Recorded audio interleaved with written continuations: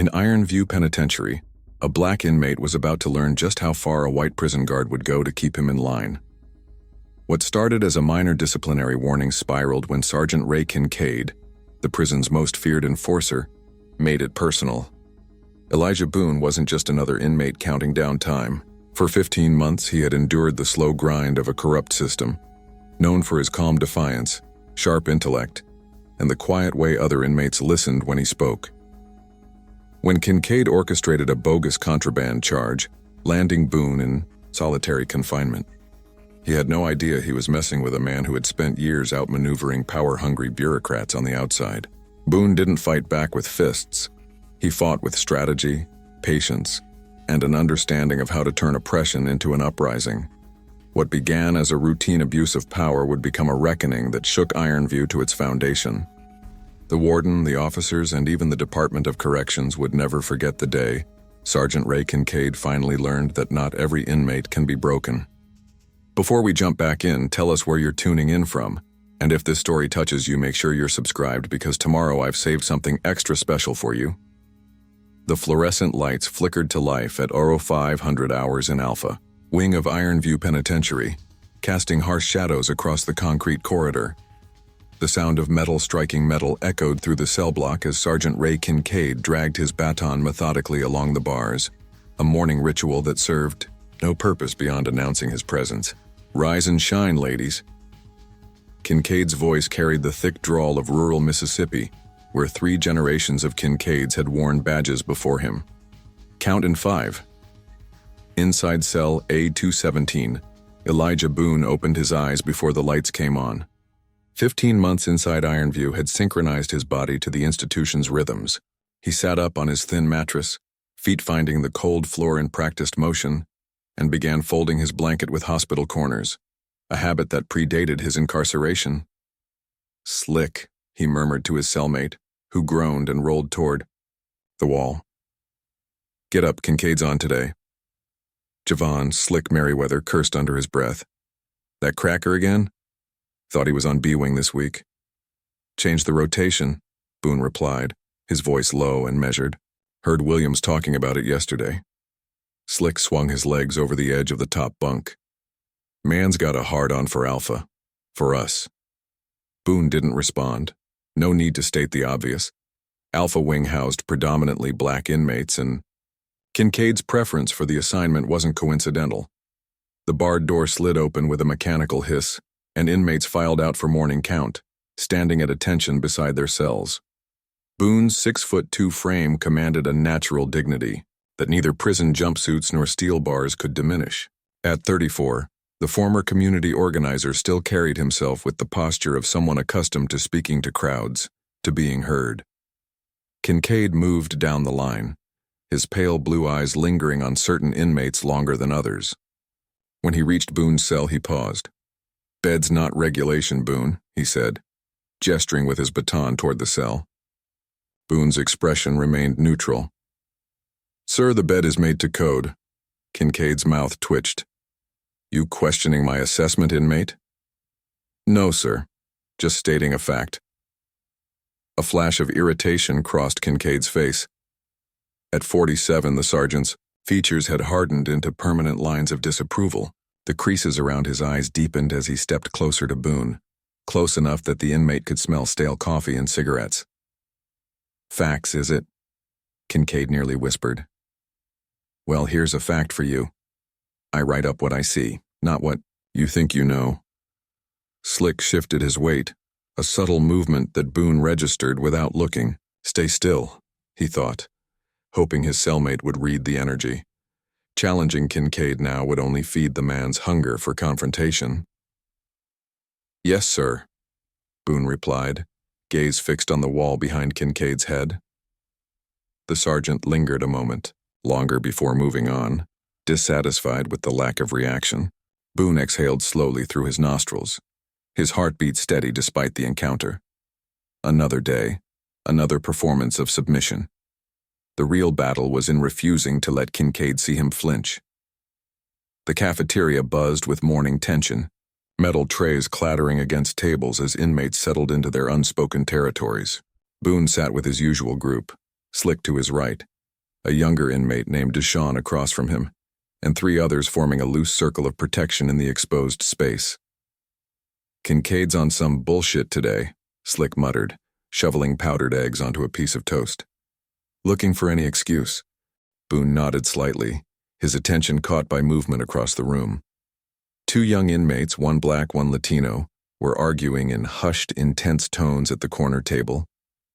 The black inmate, Marcus, was new to Alpha Wing, transferred from juvenile detention just 3 weeks ago.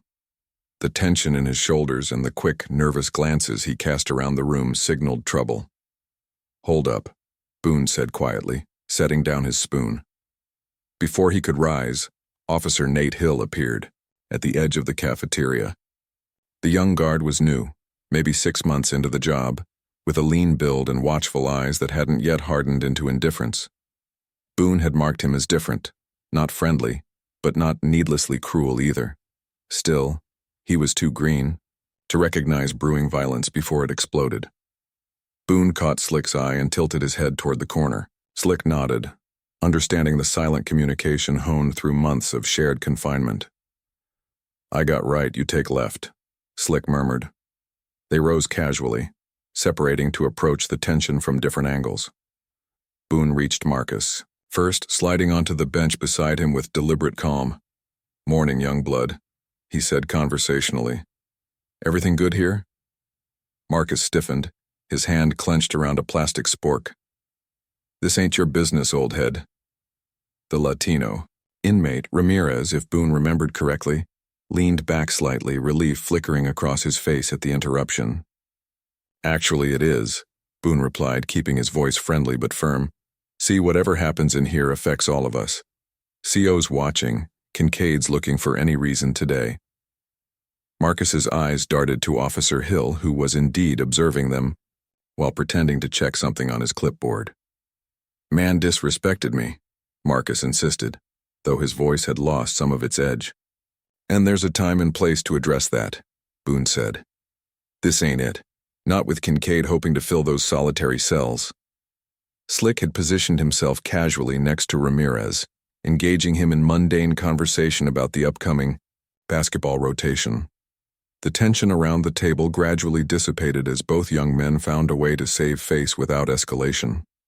Boone felt the weight of observation and glanced up to see Kincaid watching from the doorway, eyes narrowed, in suspicion. The sergeant's hand rested on his baton, thumb stroking the grip in what seemed like disappointment that intervention hadn't been necessary. As Boone rose to return to his table, Kincaid intercepted him. "Playing peacekeeper, Boone?" he asked, voice dripping with derision. "Or organizing something?" "Just eating breakfast, sir," Boone replied. "Looked a lot like interference to me, undermining authority." Boone met his gaze steadily. "No disrespect intended, sir. Just trying to keep the peace." "That's not your job, inmate," Kincaid snapped. "Your job is to follow orders and mind your own business." "Yes, sir." "I'm marking you down for interfering with facility operations," Kincaid said, the ghost of a smile playing at his lips. "That's a write-up. One more step toward privileges restriction." Officer Hill had drifted closer, his expression carefully neutral, but something in his eyes suggested discomfort with Kincaid's escalation. "Sergeant," Hill began hesitantly, "they were just talking." "You questioning my assessment, Hill?" Kincaid interrupted, not bothering to look at the junior. "Officer." Hill's jaw tightened. "No, Sergeant, just reporting what I observed." "Well, observe more and comment less," Kincaid replied. "Write it up." Hill hesitated, then nodded stiffly, turning away with clipboard in hand. Boone maintained his composure, but a muscle worked in his jaw as Kincaid smirked and moved on. Another arbitrary write-up meant another mark in his file, another justification for whatever punishment Kincaid eventually decided to impose. The man's building a paper trail, Boone thought. Question is, for what? In the yard, afternoon sunlight cast long shadows across the cracked concrete. Inmates clustered in their usual groupings, some playing basketball, others doing push-ups. Against the wall, many simply sitting in the limited shade, conserving energy in the southern heat. Slick leaned against the fence, apparently watching the basketball game while actually tracking the movements of the guards stationed around the perimeter. When he was certain of their sight lines, he casually drifted toward a heavy-set inmate, named Wilson, bumping shoulders in what appeared to be an accidental collision. "My bad," Slick said loudly enough to be heard, slipping a small object, a contraband cell phone no larger than a deck of cards, into Wilson's palm during the brief contact. Wilson didn't acknowledge the exchange, merely grunting in response, and continuing his walk around the yard's perimeter. The phone would change hands at least twice more before reaching its temporary keeper. Across the yard, Officer Hill observed the interaction with a slight frown, noting the precisely timed collision, but unable to see what had been passed. He shifted his weight, uncertain. Reporting a suspicion without evidence would accomplish nothing, but ignoring obvious contraband movement violated protocols.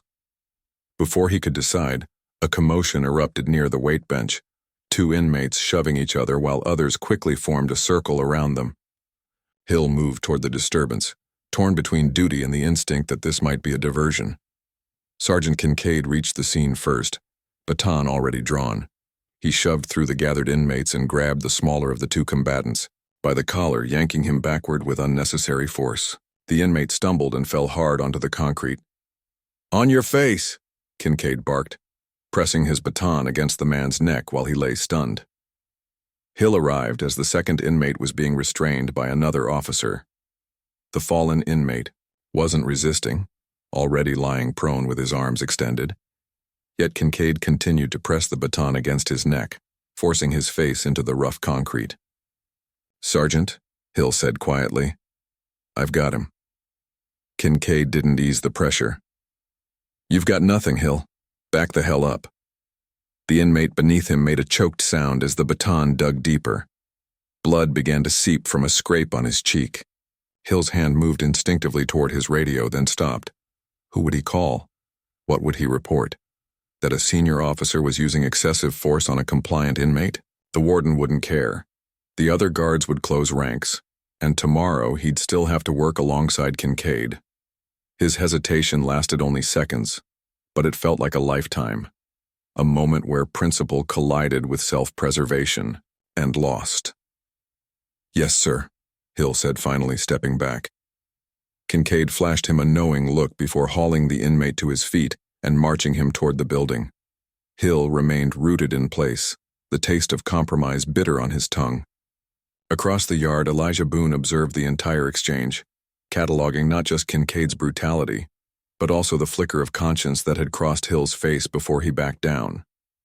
Interesting, Boone thought. The new CO has a line he doesn't want to cross. Question is, how far can he be pushed before he breaks one way or the other? In the administrative building, Officer Tanya Ellison stood before Captain Reeves's desk, a manila folder open in her hands. "The report doesn't match what I saw on the surveillance footage," she insisted, her voice professional but firm. "Inmate Davis was already restrained when the additional force was applied." Reeves, a heavy-set man with 23 years in corrections, barely glanced up from his computer. "The camera angle is deceptive from that position, Ellison." "Sergeant." Kincaid reported continued resistance. "Sir, with respect, I reviewed the footage 3 times. "Officer Ellison," Reeves interrupted, finally looking up. "Are you suggesting that a decorated senior officer with 15 years at this facility falsified a report?" Tanya stood straighter, her uniform crisp despite the southern humidity that seeped through the building's aging air conditioning system. At 36, she had navigated enough institutional minefields to recognize when a battle was futile. "I'm suggesting the report is incomplete," she replied carefully. "Well, I'm suggesting you focus on your assigned duties and leave administrative review to those responsible for it," Reeves said, closing the folder on his desk with finality. "This incident has been processed. Unless you have something new to add, we're done here." The dismissal was clear. Tanya nodded curtly and turned to leave, her frustration hidden behind professional composure. In the hallway, she nearly collided with Sergeant Kincaid, who was exiting the break room. "Officer Ellison," he acknowledged with a thin smile that never reached his eyes. "Busy day?" Something in his tone suggested he knew exactly what she'd been doing. Tanya maintained eye contact, refusing to be intimidated. Just routine paperwork, Sergeant. Always good to keep things routine, Kincaid replied. This place runs on routine, on order. He stepped closer, lowering his voice. On everyone knowing their place in the chain, wouldn't you agree? The threat was veiled but unmistakable. Tanya's expression remained neutral. I believe in following proper procedures, yes. Kincaid's smile widened slightly. Good to hear. We're all on the same team, after all. As he walked away, Tanya released a controlled breath. The team Kincaid referred to had nothing to do with institutional integrity, and everything to do with preserving power structures that benefited men like him. She'd seen it before in her previous position as a parole officer, the subtle and not so subtle ways the system protected itself from scrutiny. She continued down the hallway, mind already calculating how to navigate around Reeves's stonewalling. There were other ways to verify what she'd seen, other records that might corroborate the pattern she suspected in Kincaid's behavior. It would require patience, discretion, and perfect timing. Small steps, she reminded herself. Document everything. As evening lockdown approached, Sergeant Kincaid sat alone in the staff office. The day's incident reports spread before him on the metal desk. The overhead fluorescent light buzzed faintly, casting unflattering shadows across his face as he reviewed the write-up on Boone's interference during breakfast. He tapped his pen against the form, considering. The charge alone wasn't enough for serious disciplinary action, but it added to the pattern he was building, a pattern that would eventually justify transferring Boone to solitary, where his influence could be contained. Kincaid had been watching Boone for months, noting how the other inmates gravitated toward him, how conversations paused when he approached, how even the younger hotheads seemed to listen when he spoke. It wasn't obvious, insubordination, Boone, was too smart for that, but something more insidious. Leadership. They looked to him instead of fearing me, Kincaid thought, the realization stoking a familiar anger that had been his constant companion since childhood. The same anger he'd felt when his father, also a corrections officer, had been mocked by neighborhood kids after work. The same anger that had festered during his divorce when his ex-wife told the judge he had anger management issues. The same anger that swelled whenever someone like Boone refused to show proper deference. He'd seen Boone's type before, educated, articulate, believing themselves above the system even while caught in its machinery. They were the most dangerous kind of inmate, the ones who could organize others, who could turn justifiable discipline into grievances, who could make guards like young Hill question their orders. Kincaid pulled a blank incident report form from the drawer and began writing, describing a confidential intelligence report suggesting Boone was coordinating contraband movement. The allegation wouldn't need to be proven to justify enhanced monitoring and eventual isolation, just deemed credible by a supervisor who owed Kincaid a favor. He worked methodically, choosing his words carefully, building a case out of implications and suspicions presented as facts. By the time he finished, the fabricated narrative seemed almost real even to him, Boone as the mastermind of a budding resistance, using his influence to undermine institutional authority. Kincaid signed the report with a flourish and slipped it into a folder. Tomorrow he would submit it through proper channels, setting machinery in motion that would remove Boone from general population within the week. One less troublemaker to deal with. One more reminder of who really controlled Alpha Wing. As he gathered his things to leave, Kincaid caught his reflection in the darkened window, the lines around his mouth deeper than he remembered, his eyes harder. For a fleeting moment, he barely recognized himself. Then the moment passed, replaced by certainty. He was doing what needed to be done, maintaining order, upholding discipline, keeping people in their proper place. That's what the badge had always meant in his family. That's what it would continue to mean. Let Boone think he's smart, Kincaid thought as he switched off the office light. We'll see how smart he feels in the hole. The door clicked shut behind him, leaving the fabricated report waiting in darkness, a manufactured truth ready to become reality. Captain Reeves's signature dried on the disciplinary report as Kincaid watched, satisfaction warming his chest like good whiskey. The captain hadn't even read the full document, just skimmed the highlighted sections about confidential intelligence and coordinated contraband networks before scrawling his name at the bottom. "You're sure about this source?" Reeves asked, more formality than genuine concern. "Reliable," Kincaid replied. "Been feeding us good intel for months. Says Boone's been running things quiet-like since he got here. Using that community organizer experience." Reeves nodded, already losing interest. "All right. Processing today?" "Already arranged. McCoy's handling it with me. Figured we'd pull him during yard time. Element of surprise. Fine, just make it clean." Reeves slid the folder back across the desk. "Don't need any complications." Kincaid tucked the folder under his arm, restraining a smile. "Clean as it gets, sir." The sun beat down mercilessly on the exercise yard. Boone sat on a concrete bench in the limited shade, deep in conversation with an older inmate who'd been inside for 23 years. The old-timer was explaining the labyrinthine appeals process, his weathered hands sketching invisible diagrams in the air. "Problem ain't the filing," the old man was saying. "Problem's getting somebody on the outside to care enough to follow through." Boone nodded, mentally cataloging the information. "My mom's been talking to that legal clinic at Emory. They're backed up, but—" "Boone!" The sharp call cut through the yard noise. Boone looked up to see Officer McCoy standing at the gate, flanked by another guard he didn't recognize. McCoy's hand rested on his baton, his expression deliberately blank. "Report to processing. Now." A cold certainty settled in Boone's stomach. He'd been in Ironview long enough to recognize an unscheduled summons for what it was. Trouble. His eyes quickly scanned the yard, locating Slick by the basketball court. Their gazes met briefly. Slick's questioning look was answered with the slightest shake of Boone's head. "Stay put. Don't make it worse." Boone rose unhurriedly, maintaining his composure as he approached the gate. "What's this about, Officer McCoy?" "Movement only, no questions," McCoy replied mechanically. "Hands out." As the cuffs clicked around his wrists, Boone caught sight of Kincaid watching from the observation post, the ghost of a smile on his face. So that's how it is, Boone thought. The realization brought not fear, but a grim clarity. This was the culmination of something Kincaid had been building toward for weeks.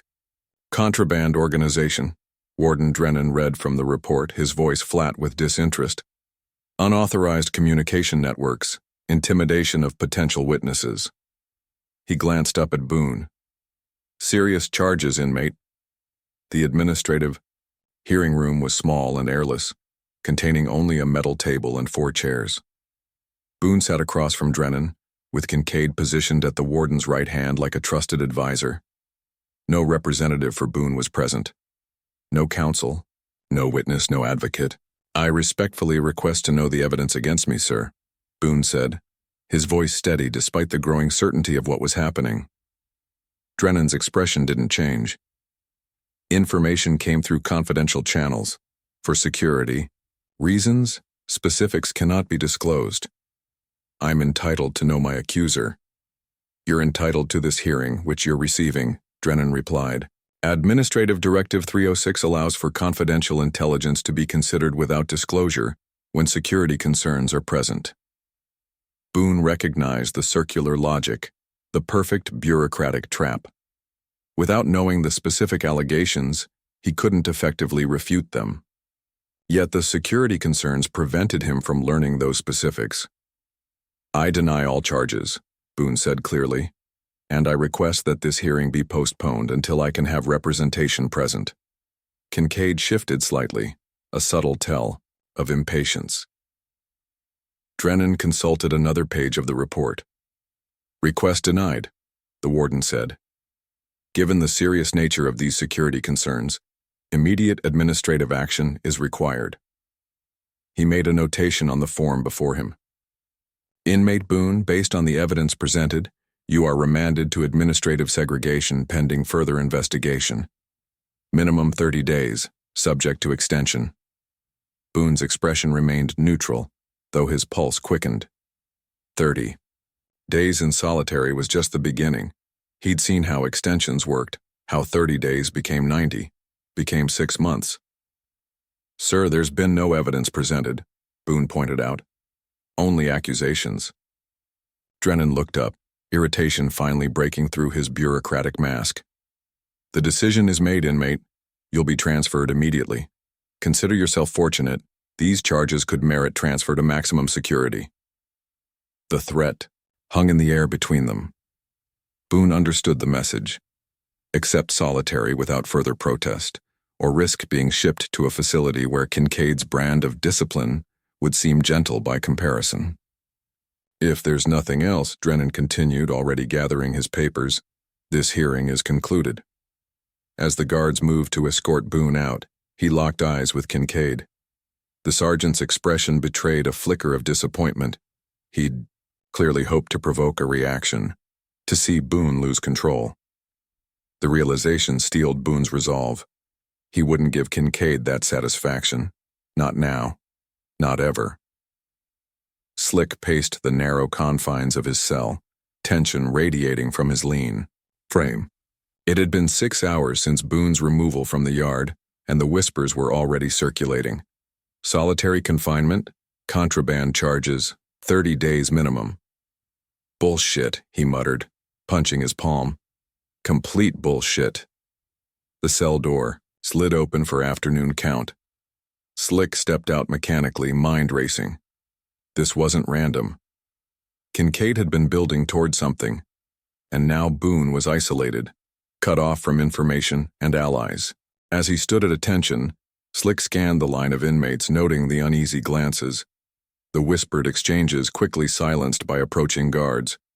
Everyone knew something had happened, but the details were murky, contradictory. Some said Boone had been caught with contraband, others that he'd threatened a guard. The confusion itself was telling. A clear narrative would have spread by now if there had been any truth to the charges. Officer Hill moved down the line, clipboard in hand, his expression carefully neutral. When he reached Slick, their eyes met briefly. Something in Hill's face, a flicker of discomfort, perhaps even guilt, caught Slick's attention. He knows something, Slick realized. The junior CO had been present during several of Kincaid's confrontations with Boone. Had he participated in this one too? After count, Slick made his way to the common area, deliberately positioning himself near a table of older inmates who had connections throughout the facility. "Heard anything about Boone?" he asked quietly, keeping his eyes on the TV mounted in the corner. The oldest of the group, a man called Testament who worked in the administrative office as a trustee, barely moved his lips as he answered. "Solitary processing. Heard the transfer order came from Drennan himself. Cited security concerns." "What evidence they got?" Testament's laugh was humorless. "Evidence? Since when they need that? Word is Kincaid's been building a file, getting statements from COs about Boone being some kind of ringleader." Slick absorbed this, anger simmering beneath his controlled expression.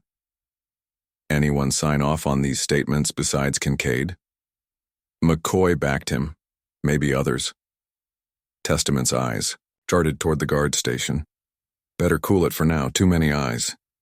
Slick nodded slightly, message received, but as he moved away, his mind was already cataloging who he needed to talk to, what information he needed to gather. Boone had always been the strategic one, the planner. Now Slick would need to step into that role. First things first, he thought.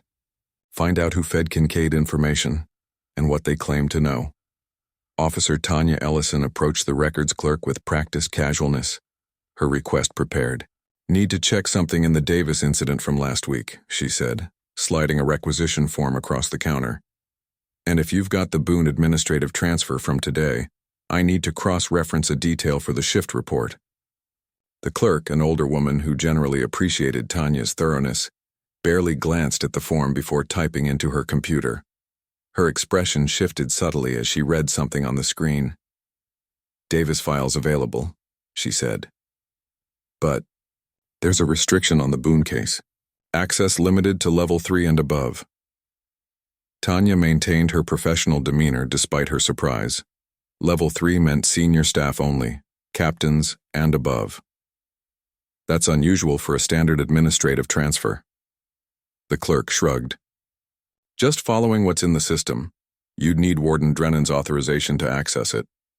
I see, thanks anyway. Tanya retrieved her form, mind racing. Access restrictions for disciplinary files weren't unheard of, but they were typically reserved for cases involving informants or investigations implicating staff.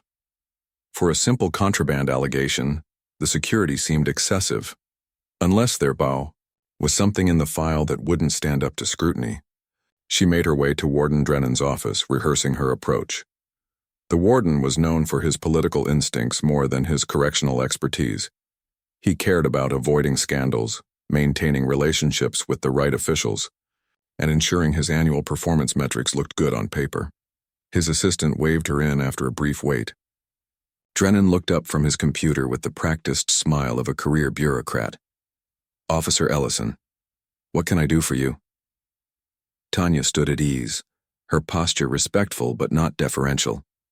Sir, I'm trying to access inmate Boone's administrative transfer file for cross-reference purposes. I understand there's a security restriction in place. Drennan's smile didn't waver, but something in his eyes hardened. And why would an officer at your level need that information, Ellison? I've had several interactions with Boone during my shifts in Alpha Wing, she replied smoothly. If he's being investigated for contraband networks, I may have observed relevant behavior that should be included in the file. It was a reasonable explanation, one that positioned her as helpful rather than questioning. But Drennan seemed unmoved. If you have information to add, write it up separately and submit it through Sergeant Kincaid.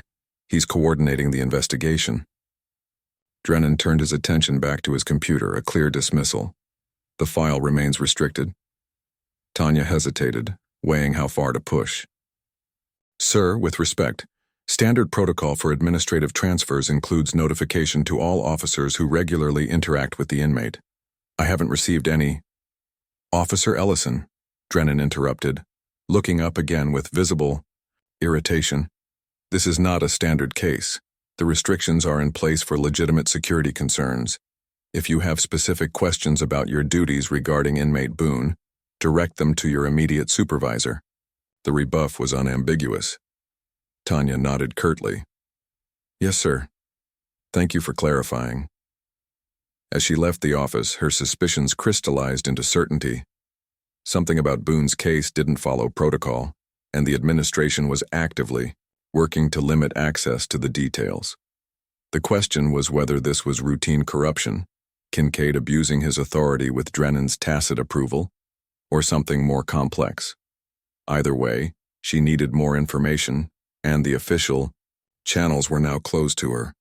Telling and preparing this story took us a lot of time, so if you are enjoying it, subscribe to our channel. It means a lot to us. Now back to the story. Officer Hill stood outside the solitary confinement unit, a hollow feeling in his chest, as he watched Boone being processed, stripped, searched, issued the thin scrubs worn by segregation inmates.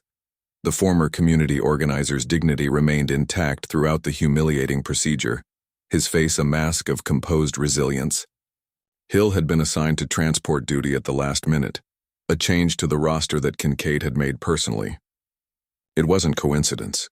Kincaid wanted him to witness this, to understand the consequences of questioning authority, as Hill had done in the cafeteria. All clear, the processing officer announced, securing Boone's hands through the cell door, slot to remove the cuffs. Subject secured in cell S14. Hill nodded mechanically, signing the transfer documentation. Through the small window in the solid metal door, he could see Boone already sitting on the concrete bench that served as both seat and bed, his back straight, eyes forward. Not broken, not even bent.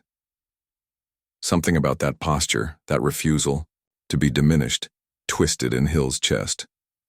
He'd watched the administrative hearing standing silently in the corner as Boone was denied the most basic procedural rights. He'd heard Kincaid's embellishments, observed Drennan's indifference to due process. He'd said nothing.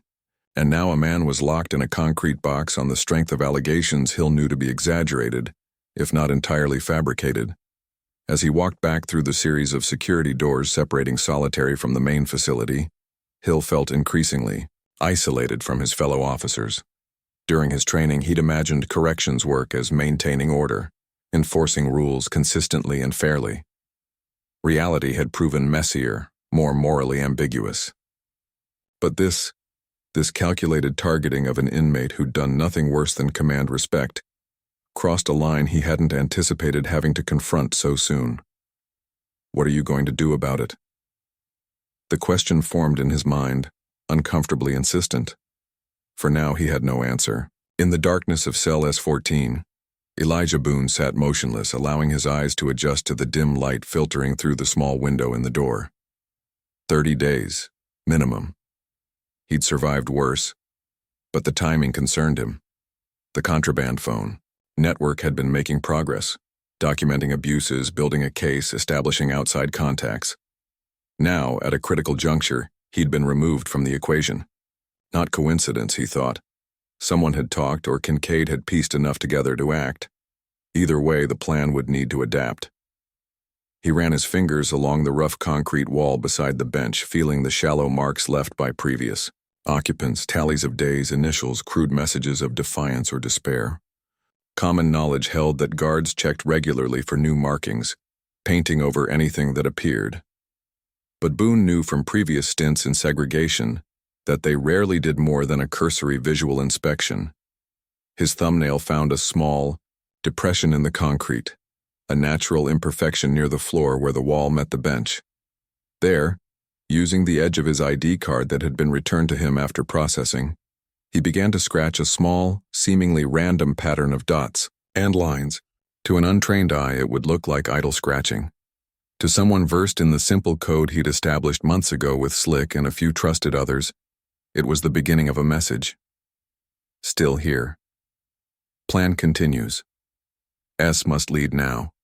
It would be days, perhaps weeks, before anyone who understood the message might occupy this cell.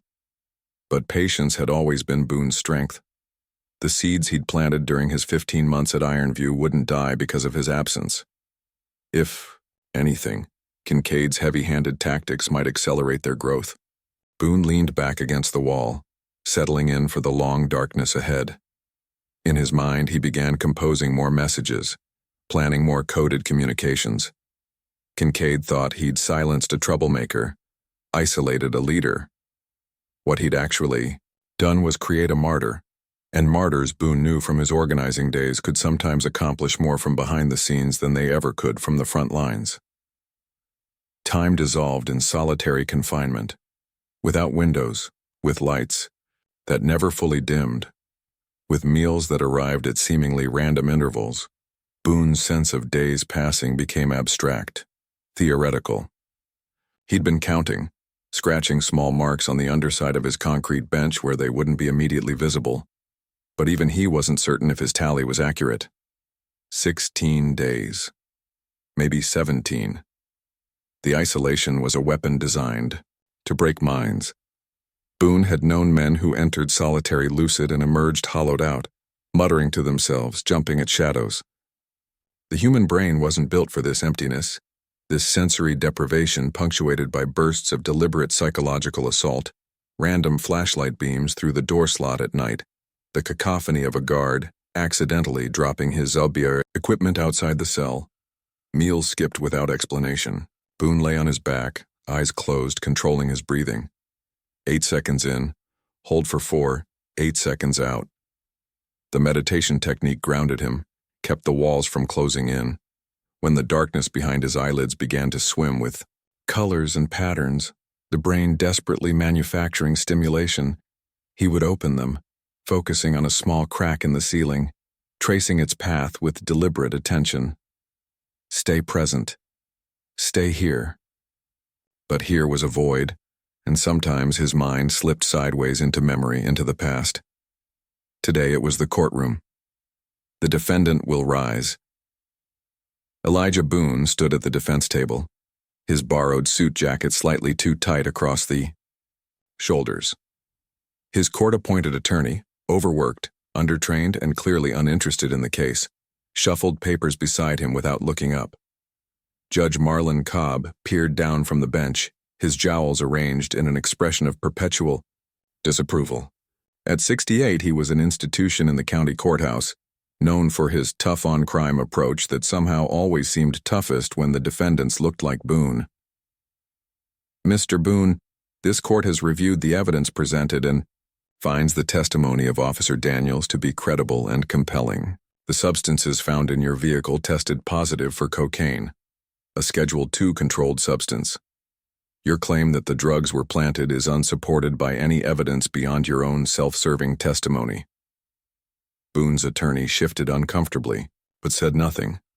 No mention of the missing dashcam footage, no mention of Officer Daniels' history of complaints, no mention of the timing. Boone pulled over just hours after leading a community meeting about police accountability. Furthermore, Judge Cobb continued, the quantity involved indicates intent to distribute, not merely personal use. While you have no prior criminal record, the court cannot ignore the serious nature of this offense. Boone's mother sat in the front row, her Bible clutched in weathered hands, lips moving in silent prayer. She'd raised him alone after his father died, working 2 jobs, attending every school event, pushing him to be the first in their family to graduate college. Now she watched as the system she'd warned him about since childhood closed around him like a trap. "It is therefore the judgment of this court that you be sentenced to a term of not less than 5 years. The rest of the judge's words faded beneath the ringing in Boone's ears. 5 years. For something he hadn't done. For drugs that weren't his. For standing up and speaking out. As the bailiff approached with handcuffs, Boone caught his mother's eye one last time. Her expression held no surprise, only a deep, resigned sorrow that hurt worse than the sentence itself. She had always known this moment might come, had tried to prepare him for it. Some battles, she'd told him, can't be won, but that doesn't mean they shouldn't be fought. A metallic tapping from the ventilation duct pulled Boone back to the present. 3 short, 3 long, 3 short, SOS. The universal distress call. He waited, listening intently. The pattern repeated. Boone rolled from his bunk and moved to the small vent near the floor. The air circulation system connected cells in solitary, though the ducts were too small for anything larger than sound to pass through. He leaned down and tapped a response. 3 quick raps, a pause, then 2 more. "I hear you." "Who?" A new pattern began, more complex. A crude alphanumeric code that Boone recognized from his first stint in solitary. Tap tap. Pause, tap tap tap tap tap tap tap, pause, tap tap. RAMIREZ, the Latino inmate from the cafeteria confrontation. Boone hadn't known he'd been placed in solitary too. Boone tapped back. BOONE. There was a pause, then a flurry of tapping. Boone listened carefully, deciphering SLICKSAYSHOLDSTRONG. A message from the outside. Boone felt a surge of something he'd been carefully rationing, hope. Ramirez would only have arrived in solitary recently to have current information from Slick. That meant the network was still functioning, still finding ways to communicate despite Kincaid's efforts. Boone tapped back, TELLHIMPLANB.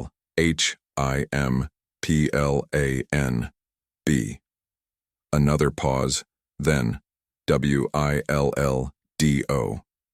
The tapping ceased. Ramirez would know better than to risk extended communication. Guards made regular rounds, and unusual noise from the vents would draw attention. But the brief exchange had accomplished what was needed.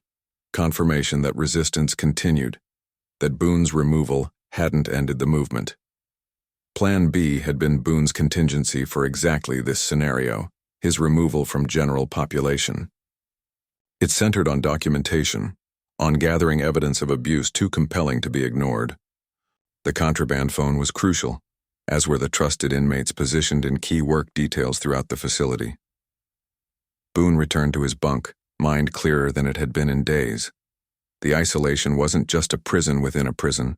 It was unintentionally providing what organizing never could. A martyr, a symbol, a rallying point. Kincaid had made a mistake. The shower area in Alpha Wing was the closest thing to privacy the general population inmates ever experienced.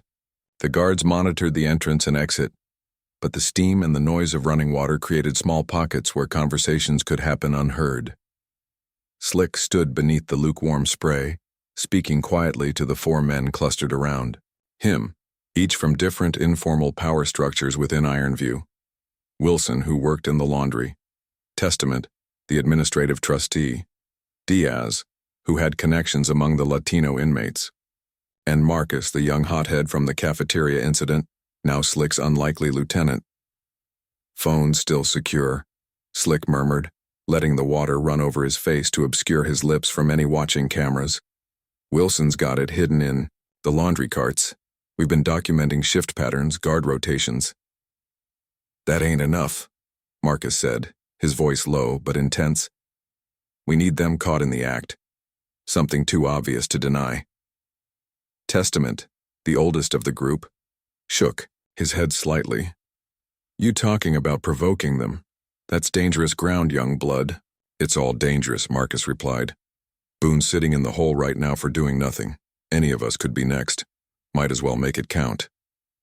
Slick studied Marcus, recognizing the righteous anger that reminded him of a younger Boone.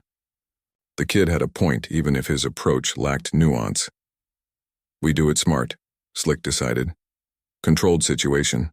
Something visible enough to record, but not so extreme it gets somebody killed. He looked at Wilson. When's Kincaid scheduled for yard duty? Tomorrow, second shift. Slick nodded. Then tomorrow we start. Marcus, you'll approach Diaz near the weight bench, make it look like you're arguing. Loud enough to get attention, but no actual fighting. When Kincaid intervenes, and he will, you go compliant immediately. Man loves an audience, Testament murmured. Especially when he thinks he's showing who's boss. Wilson will have the phone positioned in the laundry window overlooking the yard. Clean sight line, no obstructions. The men nodded, understanding their roles. As they began to disperse, moving apart to avoid appearing as a group, Slick noticed a flash of movement near the shower entrance, a guard passing by looking in. Not unusual during regular checks, but something about the timing made Slick uneasy. He finished his shower quickly, mind racing. Had someone overheard? Or was it just routine surveillance?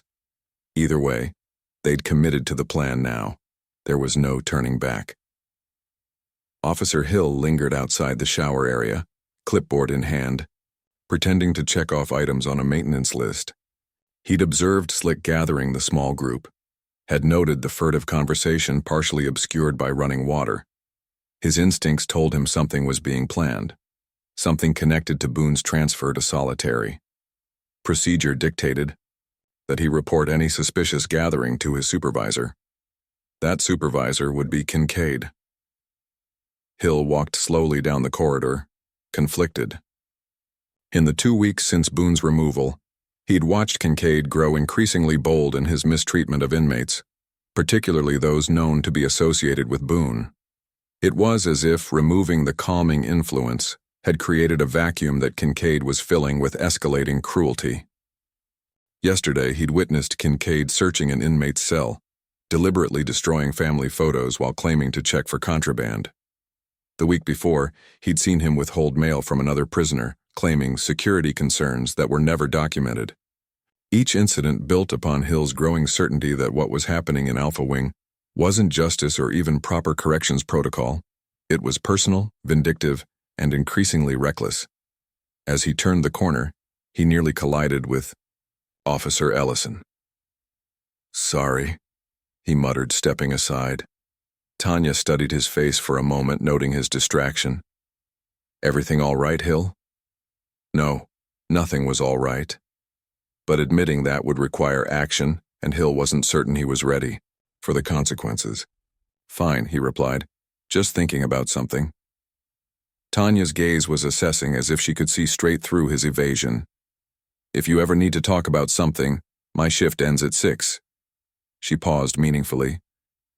Sometimes perspectives outside the regular chain of command can be helpful. The offer hung between them. A lifeline. an alternative to the isolation Hill had been feeling since Boone's transfer. Tanya had a reputation for integrity, for following procedure even when it was inconvenient. She'd also been asking questions about Boone's case, questions that had earned her cold shoulders from the senior staff. "I'll keep that in mind," Hill said finally. As Tanya walked away, Hill felt the weight of decision pressing on him. Tomorrow, something was going to happen. In the yard, whatever Slick and the others were planning, it would likely provoke Kincaid, a man increasingly untethered from restraint. The potential for serious harm was real. Hill had a choice to make. And for the first time since joining Ironview's staff, the right path and the easy path were diverging beyond reconciliation. In the dimness of solitary, Boone closed his eyes, picturing his mother's face. The visit had come 3 months into his sentence, after her stroke. The prison had made special arrangements, a humanitarian gesture that became less charitable in execution.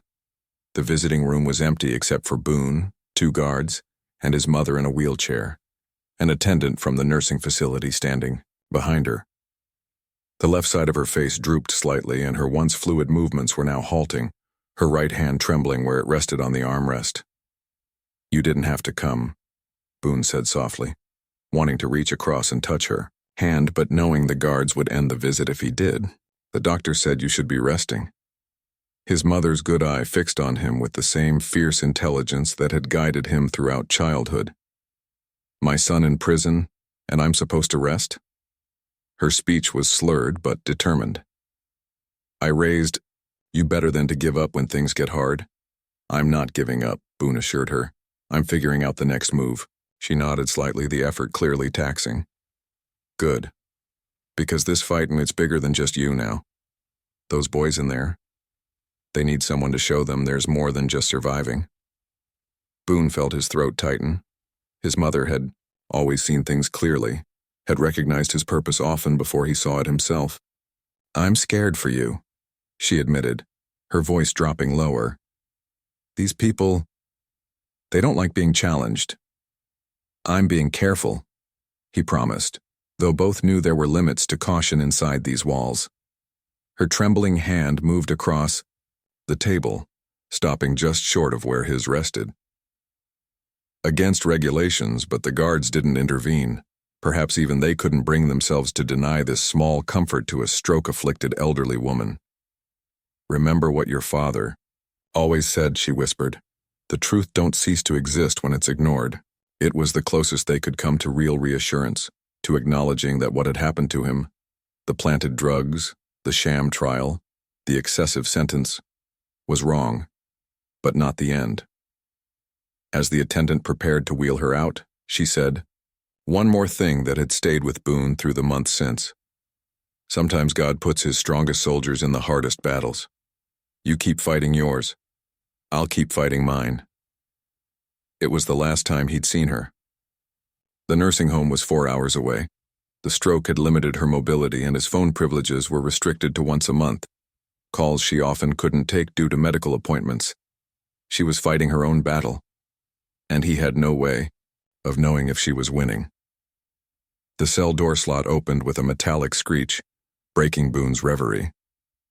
A food tray slid through, landing with a clatter that sent lukewarm soup sloshing over its edges. "Dinner, Boone," announced a voice he recognized as Officer McCoy's, "though you might not deserve it way I hear it." Boone rose slowly, moving to retrieve the tray. Through the narrow slot, he caught a glimpse of McCoy's uniform, and behind him, the surprising presence of Officer Tanya Ellison. "I'll take him for his hour tomorrow," Tanya was saying, referring to the mandated daily exercise period for solitary inmates. "You covered for Williams yesterday." "Suit yourself," McCoy replied. "Not much to see. He just walks in circles like a damn zoo animal." As they moved away, Boone heard Tanya's response, pitched deliberately louder than necessary. "Everyone needs their exercise. Keeps the mind clear, especially when reviewing records." The emphasis on the last phrase caught Boone's attention. Either Tanya was sending him a message, or his isolation-strained mind was finding patterns where none existed. He returned to his bunk with the tray, examining the unappetizing meal. Soup, a piece of bread already stiffening, a bruised apple. As he lifted the bread, he noticed a small piece of paper beneath it, folded to the size of a matchbook. He palmed, it quickly, instinctively shielding the movement from the door, though no one was watching. Under the pretense of eating, he carefully unfolded the note. The handwriting was cramped but clear. Records don't match. Report date impossible. Not alone in questioning. Stay strong. No signature. Unnecessary. The message could only have come from Tanya, or been passed through her. She was investigating the paperwork behind his transfer, had found discrepancies, and wanted him to know he hadn't been forgotten. Boone chewed his bread slowly, methodically, to hide the surge of emotion that threatened to overwhelm him. After weeks in isolation, this small proof that the outside world continued, that someone still fought for truth, hit with unexpected force. He ate the note with his last bite of bread, destroying the evidence. Tomorrow, during his exercise hour, he'd have his first chance to communicate directly with Tanya, and perhaps learn what was happening with Slick's implementation of Plan B. Something was building beyond these walls, something Kincaid couldn't control, couldn't isolate, couldn't silence. For the first time since the cell door had closed behind him, Elijah Boone smiled.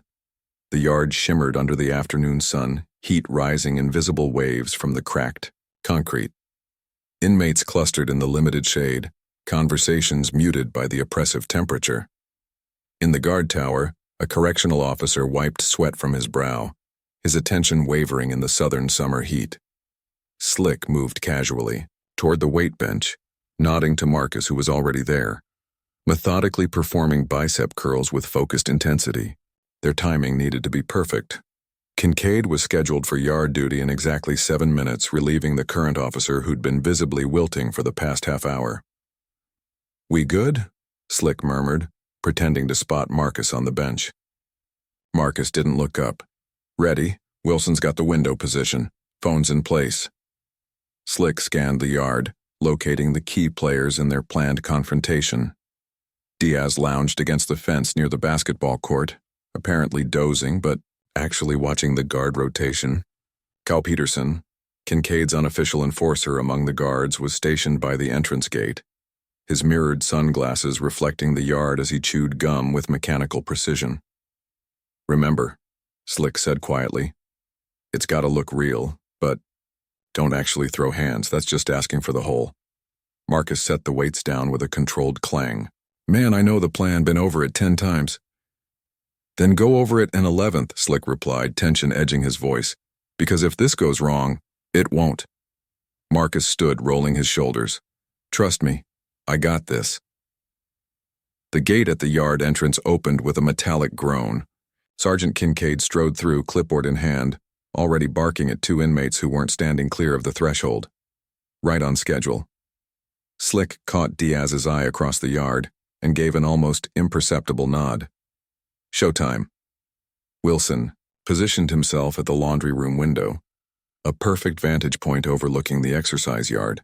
The contraband phone, a small basic model with limited features but a decent camera, was wedged into a gap between cleaning supplies on the windowsill, its lens jutting out just enough to capture the yard without being obvious. He'd volunteered for extra laundry duty, ensuring he'd be alone during the critical window. The supervisor had been easy to convince. One more inmate willing to work in the sweltering laundry room meant less work for everyone else. Wilson pressed record on the phone, then stepped back to the sorting table, maintaining the appearance of work while keeping the window in his peripheral vision. Through the scratched glass, he watched as Marcus left the weight bench and began moving toward Diaz with deliberate purpose. Don't overdo it, Wilson thought, just enough to draw them in. Marcus approached Diaz with the swagger of someone spoiling for confrontation, his body language readable from across the yard. "Yo, Diaz," he called, voice carrying just enough to draw attention without shouting. "We got unfinished business." Diaz pushed off from the fence, face arranged in a convincing scowl. "Don't know what you're talking about, man. That commissary you owe me. Been a week." Marcus stepped closer, entering Diaz's personal space. "You avoiding me?" The inmates nearby began to take notice, conversations pausing as attention shifted toward the brewing confrontation. Peterson straightened from his relaxed posture, hand moving to his radio without keying it yet. "Back off," Diaz warned. A perfect performance of restrained aggression. "I told you I'd have it tomorrow. You told me that 3 days ago." Marcus jabbed a finger toward Diaz's chest, stopping just short of actual contact. "I'm done waiting." From the gate, Kincaid observed the escalating situation, his expression shifting from boredom to focused interest. He murmured something to Peterson, who nodded and began moving along the perimeter of the yard, positioning himself for intervention. "Come on," Slick thought, watching from the periphery. "Take the bait." In solitary confinement, Boone sat with his back against the cool, concrete wall, ear pressed to the small vent near the floor. For the past hour, he'd been receiving intermittent taps from Ramirez, a running commentary on the plan unfolding in the yard, transmitted through the prison's network of informants. Tap, tap, tap, tap. Pause. Tap, tap. Pause. Tap. YARDNOW. Boone tapped back twice. Acknowledgement. His heart rate quickened despite his efforts to remain calm. This was the moment they'd been working toward. Documentation of the systemic brutality that defined Ironview under Kincaid's influence. If Slick and the others succeeded, they'd have irrefutable evidence, something that couldn't be dismissed as inmate complaints or explained away by creative paperwork. But success came with risks. Whoever provoked Kincaid would pay a price. Possession of the phone meant additional charges, extended sentences, and if the footage failed to make it outside the prison walls, the retaliation would be swift and merciless. Boone closed his eyes, picturing the yard layout, imagining the scene playing out. He'd orchestrated the strategy, but Slick was implementing it, making real-time decisions, adapting to circumstances Boone couldn't see or influence from his isolation. All he could do was wait and listen for the tapping that would tell him whether they'd succeeded or failed. The confrontation between Marcus and Diaz had drawn a small crowd, inmates forming a loose circle around the two men. Their argument had grown louder, more theatrical, with Marcus becoming increasingly aggressive while Diaz maintained just enough resistance to keep the tension escalating. Kincaid finally pushed off from his position by the gate, moving toward the gathering with measured steps, hand resting on his baton. Peterson had already circled around, positioning himself on the opposite side of the growing crowd. "Break it up," Kincaid called, authority ringing in his voice. "Everyone back to your activities." The inmates nearest to him shuffled back reluctantly, creating a path. Marcus and Diaz continued their performance, seemingly oblivious to the approaching guard. "I said break it up," Kincaid repeated, louder now, closing the distance. Marcus turned, feigning surprise that shifted quickly to defiance. "This ain't your business, man, we're just talking." It was the perfect trigger, disrespect however mild in front of an audience. Kincaid's face hardened, his practiced control slipping to reveal the anger always simmering beneath. "On the ground, inmate. Now." Marcus stood his ground, hands slightly raised but making no move to comply. "What for? I ain't doing nothing wrong." Slick watched from the sidelines, tension coiling in his gut. This was the dangerous moment, provoking Kincaid enough to react, but not so much that he'd use lethal force. Marcus was walking a razor's edge. "Last warning," Kincaid growled, unclipping his baton with practiced efficiency. "On the ground." Marcus hesitated just long enough to be defiant but not threatening, then began to lower himself to his knees. All right, I'm going down." Before he could complete the motion, Kincaid lunged forward, using the baton to sweep Marcus's legs from under him. Marcus crashed to the concrete with a genuine cry of pain, face contorting as his cheek scraped the rough surface. "I said on the ground," Kincaid barked, though Marcus was already down. What happened next unfolded with a brutal efficiency that suggested practice. Kincaid planted a knee in the center of Marcus's back, driving the air from his lungs in a pained wheeze. Peterson materialized from the crowd, securing Marcus's arms with unnecessary force, wrenching them upward in a stress position that made the young inmate yelp. "Stop resisting!" Peterson shouted, though Marcus was clearly immobilized. "I'm not—" Marcus began, but Kincaid cut him off with a sharp jab of the baton to his ribs. "Shut your mouth, you don't speak unless spoken to." From the laundry window, Wilson adjusted the phone slightly, ensuring it captured every moment of the escalating brutality. His hands trembled with a mixture of anger and fear. What they were witnessing wasn't just excessive force. It was sadistic punishment disguised as control. Marcus had gone limp beneath Kincaid's weight, offering no resistance, yet the sergeant continued to apply pressure, seemingly disappointed by the lack of struggle. When he finally stood, he delivered a casual kick to Marcus's side before allowing Peterson to haul the injured inmate to his feet. "Anyone else feeling disrespectful today?" Kincaid asked, addressing the silent crowd of inmates. His eyes lingered on Slick, a challenge in his gaze. "No? Then disperse. Yard time's over early. Today?" As Peterson dragged Marcus toward the entrance, blood trickling from the young inmate's split cheek, Slick caught his eye briefly. Despite the pain evident in his face, Marcus managed the smallest of nods. Mission accomplished. Wilson waited until the commotion in the yard had subsided before retrieving the phone from its hiding place. His hands shook as he reviewed the footage, 16 minutes capturing the entire incident in damning detail. Kincaid's unprovoked escalation, the excessive force, the clear absence of any resistance from Marcus, it was all there, undeniable in its brutality. He slipped the phone into a small plastic bag, then tucked it inside a box of laundry detergent that had been emptied and prepared for this purpose. The laundry cart would travel to the kitchen next, where Testament waited to receive the package and pass it to the next link in their chain. As Wilson pushed the cart toward the service elevator, a gnawing anxiety twisted in his stomach. If they were caught now, with the evidence in their possession, the consequences would be severe. But the greater risk was doing nothing, allowing Kincaid's reign of terror to continue unchecked, waiting to become the next victim of his arbitrary cruelty. The elevator doors opened. Wilson pushed the cart inside, heart pounding against his ribs as he pressed the button for the kitchen level. As the doors closed, he offered a silent prayer that the fragile chain of custody they'd established would hold long enough to get the footage safely to Slick. Officer Tanya Ellison approached the infirmary with purposeful strides, her expression neutral despite the anger simmering beneath. She'd witnessed the aftermath of the yard incident, Marcus being half carried, half dragged inside. The smug satisfaction on Kincaid's face as he filed his report claiming violent resistance and necessary force.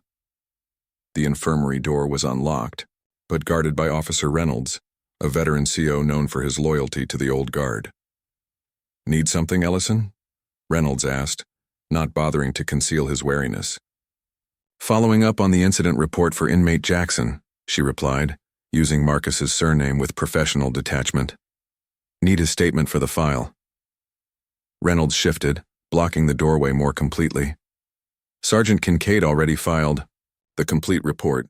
Medical documentation is being handled by Dr. Morris. Protocol states that any use of force incident requires statements from all officers present, medical documentation and an inmate statement," Tanya countered. "I'm assigned to collect the latter." "By who?" "Captain Reeves." The lie came smoothly, calculated to be difficult to verify immediately. Reeves was off duty until tomorrow, and by then she'd have what she needed. A first-hand account from Marcus and, hopefully, a look at his injuries before they could be minimized in the official documentation. Reynolds hesitated, clearly uncomfortable, challenging a direction supposedly from a superior officer. "Wait here," he finally said. "I'll check if the doc's finished with him." As Reynolds disappeared into the infirmary, Tanya maintained her composed expression, though her mind raced. She needed to see Marcus, to assess his condition, to build her own documentation of what had happened. If the pattern held, the officially record would describe reasonable force against a violent inmate, with injuries classified as minor regardless of their actual severity. Reynolds reappeared after a moment. "Doc says you can have 5 minutes. Inmate's sedated for pain, so don't expect much." Tanya nodded her thanks and entered the infirmary. The small medical facility contained 6 beds, only one currently occupied. Marcus lay with his back to the door, a thin blanket pulled up to his shoulders. Dr. Morris, a thin man in his 60s who'd been at Ironview longer than most of the guards, glanced up from his paperwork at her entrance. Officer Ellison, he acknowledged with resignation. Here for the official version, I presume? The emphasis on official told her everything she needed to know about Morris's opinion of the incident. The doctor had been at Ironview too long to rock the boat, but his quiet cynicism sometimes manifested in subtle resistance. Fuller documentation than strictly necessary, precise language about injury causation that contradicted guard reports, without directly challenging them. Just need his statement, Tanya replied, approaching the bed where Marcus lay. The young inmate's face was a mess. Cheek abraded raw from the concrete, left eye swollen nearly shut, dried blood crusting his split lip. As she moved closer, she noted he was breathing shallowly, suggesting rib injuries. Jackson, she said, quietly. Need to ask you a few questions about what happened in the yard. Marcus's good eye opened slowly, recognition and wariness mixing in his gaze. He said nothing, waiting. Tanya positioned herself so her back was to Dr. Morris, blocking his view of her notepad. She wrote quickly, I know what really happened. Need your account. Not official. Marcus read the note, understanding flickering across his battered face. When he spoke, his voice was a pained whisper. Wasn't doing nothing wrong. They jumped me for talking to Diaz. Tanya nodded, writing his statement while adding another note. Footage exists? Marcus's eye widened fractionally before he controlled his reaction. Just talking, then on the ground, didn't resist. His gaze flicked to her notepad, then back to her face. A slight nod. Who has it? She wrote. Marcus swallowed, then whispered, Can't remember much else, head hurts. Translation. He wouldn't reveal that detail even to her. Smart. All right, that's enough for now, Tanya said aloud for the benefit of Dr. Morris. Rest up, Jackson. I'll follow up if I need more. As she turned to leave, Marcus caught her wrist, his grip weak but insistent. Officer Ellison, he whispered. Tell Boone. Tell him we're keeping our promise. Tanya maintained her neutral expression, but nodded almost imperceptibly before gently disengaging his hand. I'll make a note of your cooperation, she said formally. Walking past Dr. Morris, she paused. What's the official diagnosis, doctor? Morris didn't look up from his chart. Facial contusions, possible concussion, 3 cracked ribs, extensive soft tissue damage. He finally raised his eyes to meet hers. Consistent with a fall, naturally. The irony in his tone was subtle, but unmistakable. Another small act of resistance in a system designed to absorb and neutralize dissent. Naturally, Tanya echoed, tucking her notepad away. Thank you, doctor. As she left the infirmary, her resolve crystallized. The pieces were coming together, the irregularities in Boone's transfer paperwork, the escalating pattern of abuse under Kincaid, and now this orchestrated demonstration of brutality. Something larger was happening at Ironview, something the inmates were orchestrating with surprising coordination. And somewhere, there was footage that could break it all open. Officer Hill sat alone in the security monitoring room, ostensibly conducting routine review of the day's surveillance footage. In reality, he was searching for the yard incident, needing to see for himself what had happened after he'd gone off shift. The monitoring system was antiquated but functional, 12 screens showing feeds from various locations throughout the facility, with archived footage accessible through a clunky database interface. Hill located the yard camera recordings and began reviewing the time period corresponding to the incident. What he found, or rather didn't find, sent a chill down his spine. The footage showed the yard at 2:15 p.m., inmates milling about in normal patterns. At 2:17, there was a brief stutter in the recording, a digital hiccup that might be dismissed as equipment failure. When the image stabilized, the yard was nearly empty, inmates filing inside under the supervision of several guards.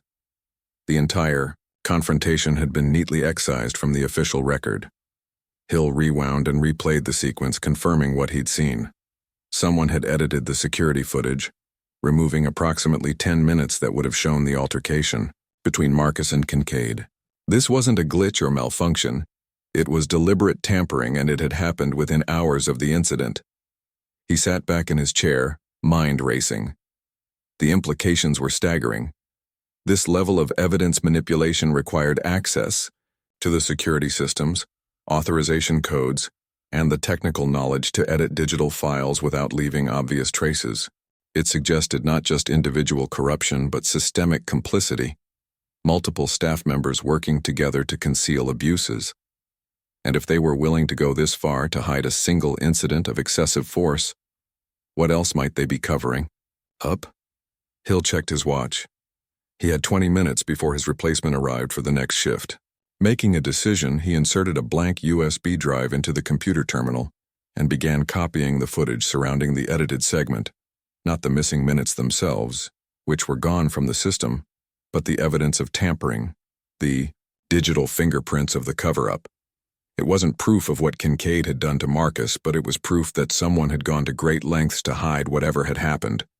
And for Hill, that was finally enough to tip the scales of his conscience, definitively away from complicity and toward action. In the darkness of his cell, Boone listened to the rhythmic tapping from the vent. Ramirez translating the news that had filtered through the prison grapevine. PLANWORKED, FOOTAGECLEAR,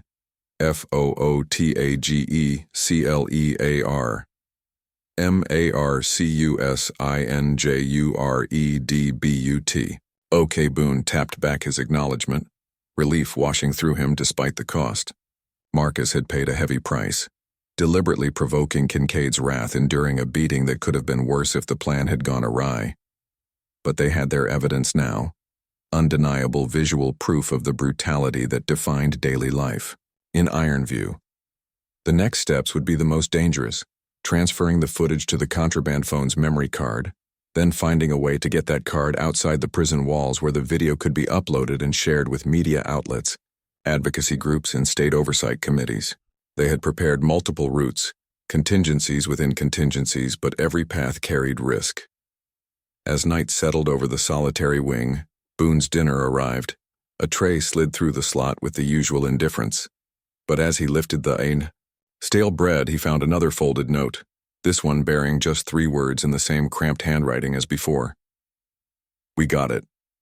Boone ate the note quickly, the paper dissolving on his tongue like communion wafer. 3 simple words that carried the weight of vindication, of justice long delayed but now approaching with the force of inevitability. Kincaid thought he'd won when he isolated Boone from the general population. He couldn't know that in doing, so he'd created something more dangerous than an organizer. He'd created a symbol, a rallying point around which others now organized themselves. And soon, very soon, the walls Kincaid had built to contain the truth would come crashing down around him. Jessica Mercer, night editor for the South Georgia Sentinel, was about to close the next morning's edition when the email arrived. The TDR subject line read simply, "Ironview Prison Guard Brutality, Video Evidence." She nearly deleted it as spam. The Sentinel received dozens of sensationalist tips daily, most amounting to nothing. But something made her hesitate, perhaps the specificity of naming Ironview, a facility that had generated whispered complaints for years but never concrete evidence. She clicked. The message was brief and unpolished. Guard brutality at Ironview Penitentiary. Inmate beaten for speaking to another prisoner. Command staff covering it up. More evidence exists. Please help. Attached was a video file, just over 2 minutes long. Jessica downloaded it, running a virus scan automatically before opening the file. The grainy footage showed a prison yard, inmates gathered in a circle. 2 men appeared to be arguing, nothing physical. Then a guard, sergeant stripes visible on his uniform, approached. The confrontation escalated rapidly, not from inmate aggression, but from the guard's immediate resort to violence. Within seconds, a young black inmate was on the ground, the sergeant driving a knee into his back while another guard wrenched his arms upward. "Jesus," Jessica muttered, watching the sergeant deliver a retaliatory kick to the clearly subdued prisoner. She replayed the video twice more, checking for signs of manipulation or editing. The footage appeared genuine, continuous, unaltered, time-stamped yesterday afternoon. The Sentinel had run stories on prison conditions before, mostly based on former inmate testimonials or anonymous staff complaints. But this was different. This was undeniable. Jessica reached for her phone, dialing her editor-in-chief at home. "Rick, sorry for the late call, but you need to see this.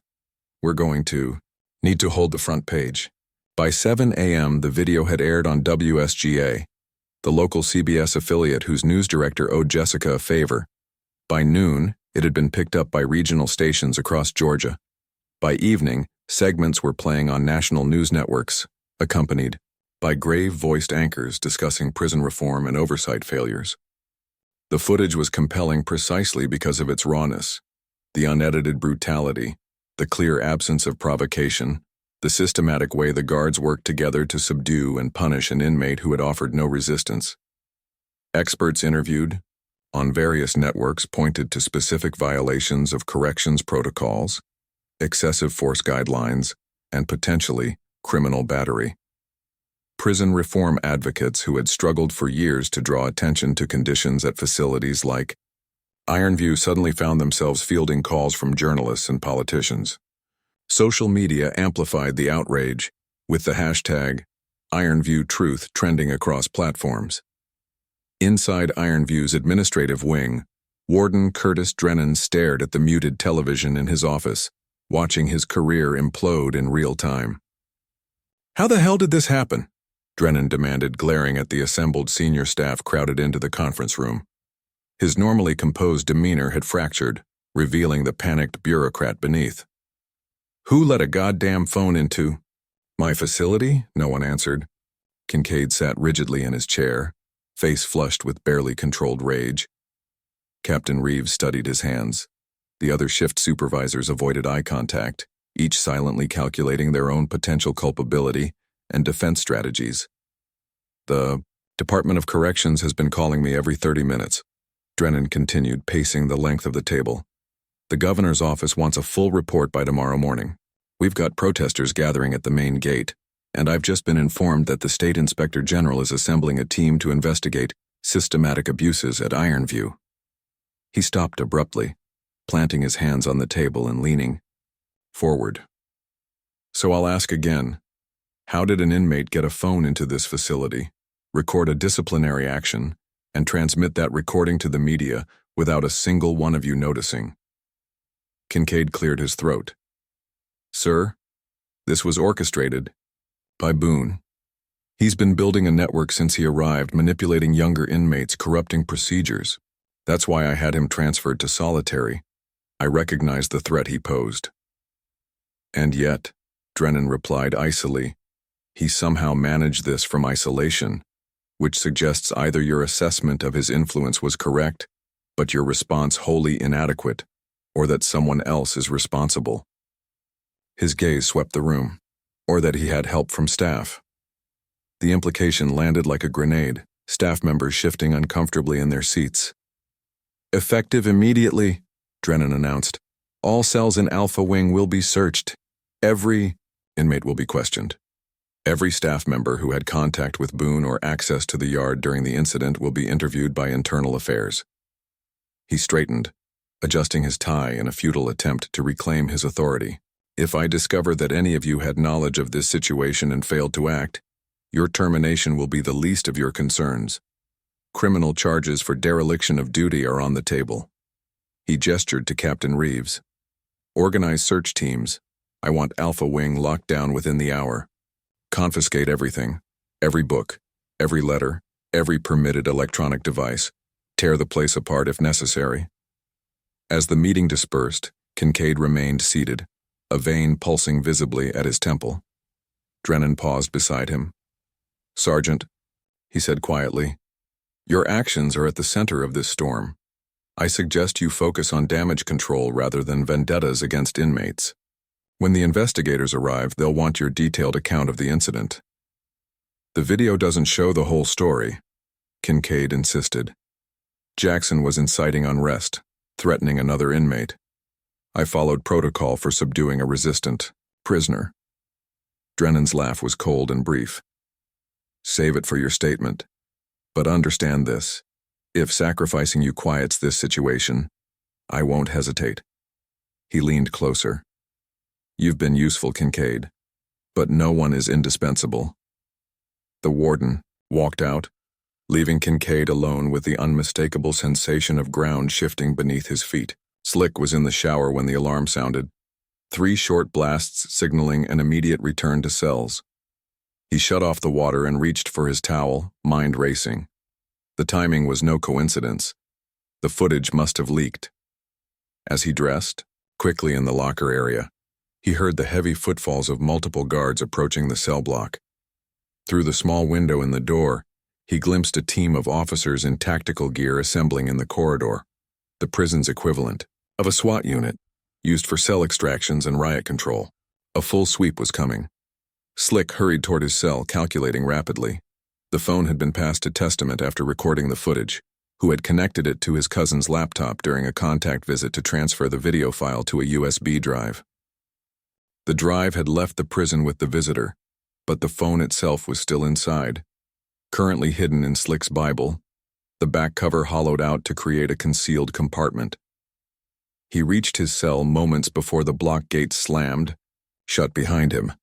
Through the bars, he watched as the tactical team began at the far end of the tier, removing inmates one by one, while additional guards entered each vacated cell. The search was methodical, thorough. Mattresses upended, toilets inspected, personal items scattered. Even legal papers were being confiscated, a violation of policy that signaled the administration's desperation. Slick reached for his Bible, calculating whether he had time to find a better hiding place. The hollow cover was well crafted, nearly undetectable to casual inspection, but a determined search would certainly discover it. As his fingers touched the worn leather binding, the tier door clanged open. "Everyone out," barked a guard Slick. Didn't recognize, likely brought in from another facility for the sweep. Hands visible facing the wall opposite your cells. Slick complied, moving into the corridor with the other inmates from his section. As they faced the wall, hands behind their heads, he heard the search team enter the row of now empty cells. Behind him, the sounds of destruction were unmistakable. Footlockers overturned, mattresses slashed open, personal photos and letters scattered. An inmate further down the line muttered a curse as something shattered in his cell, likely the small radio he'd saved commissary money for months to purchase. "Quiet," shouted a guard, punctuating the command with a slap of his baton against the wall.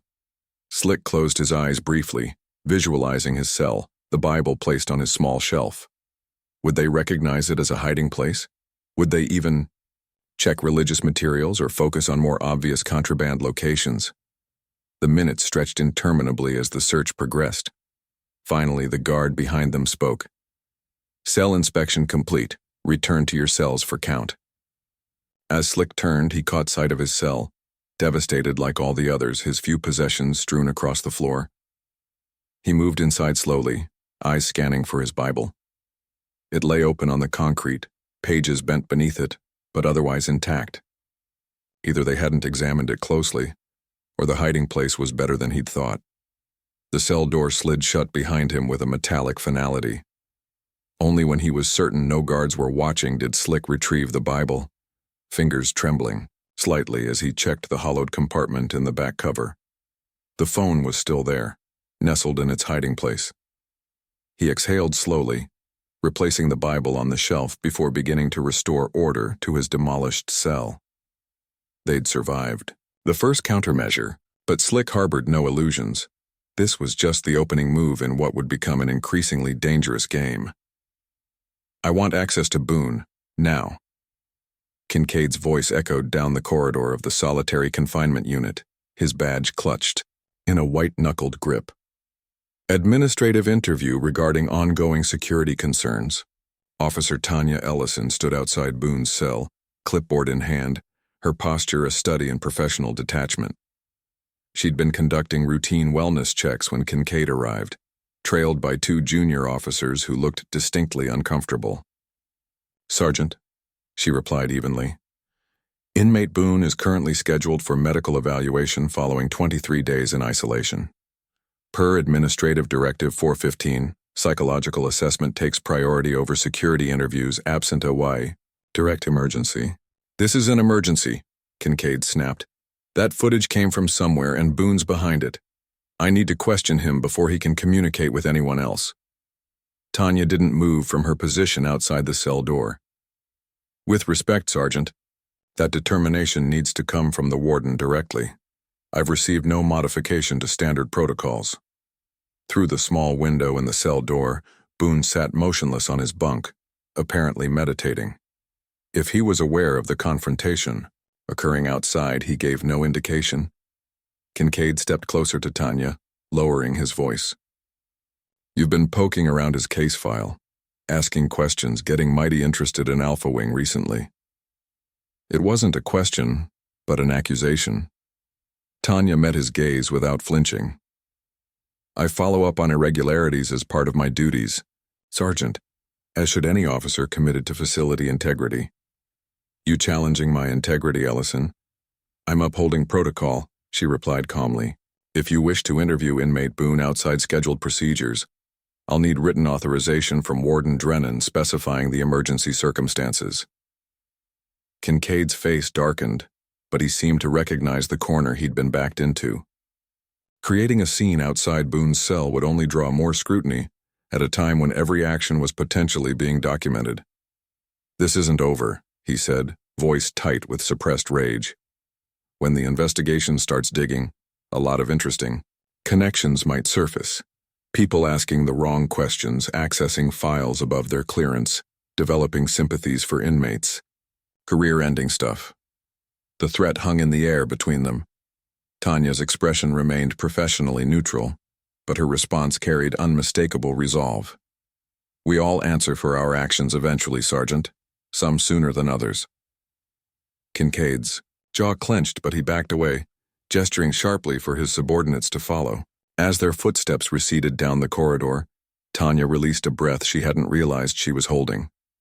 Through the door window, Boone's eyes were now open, watching her with quiet intensity. She gave a small, nearly imperceptible nod before continuing her rounds, marking his wellness check as completed on her clipboard.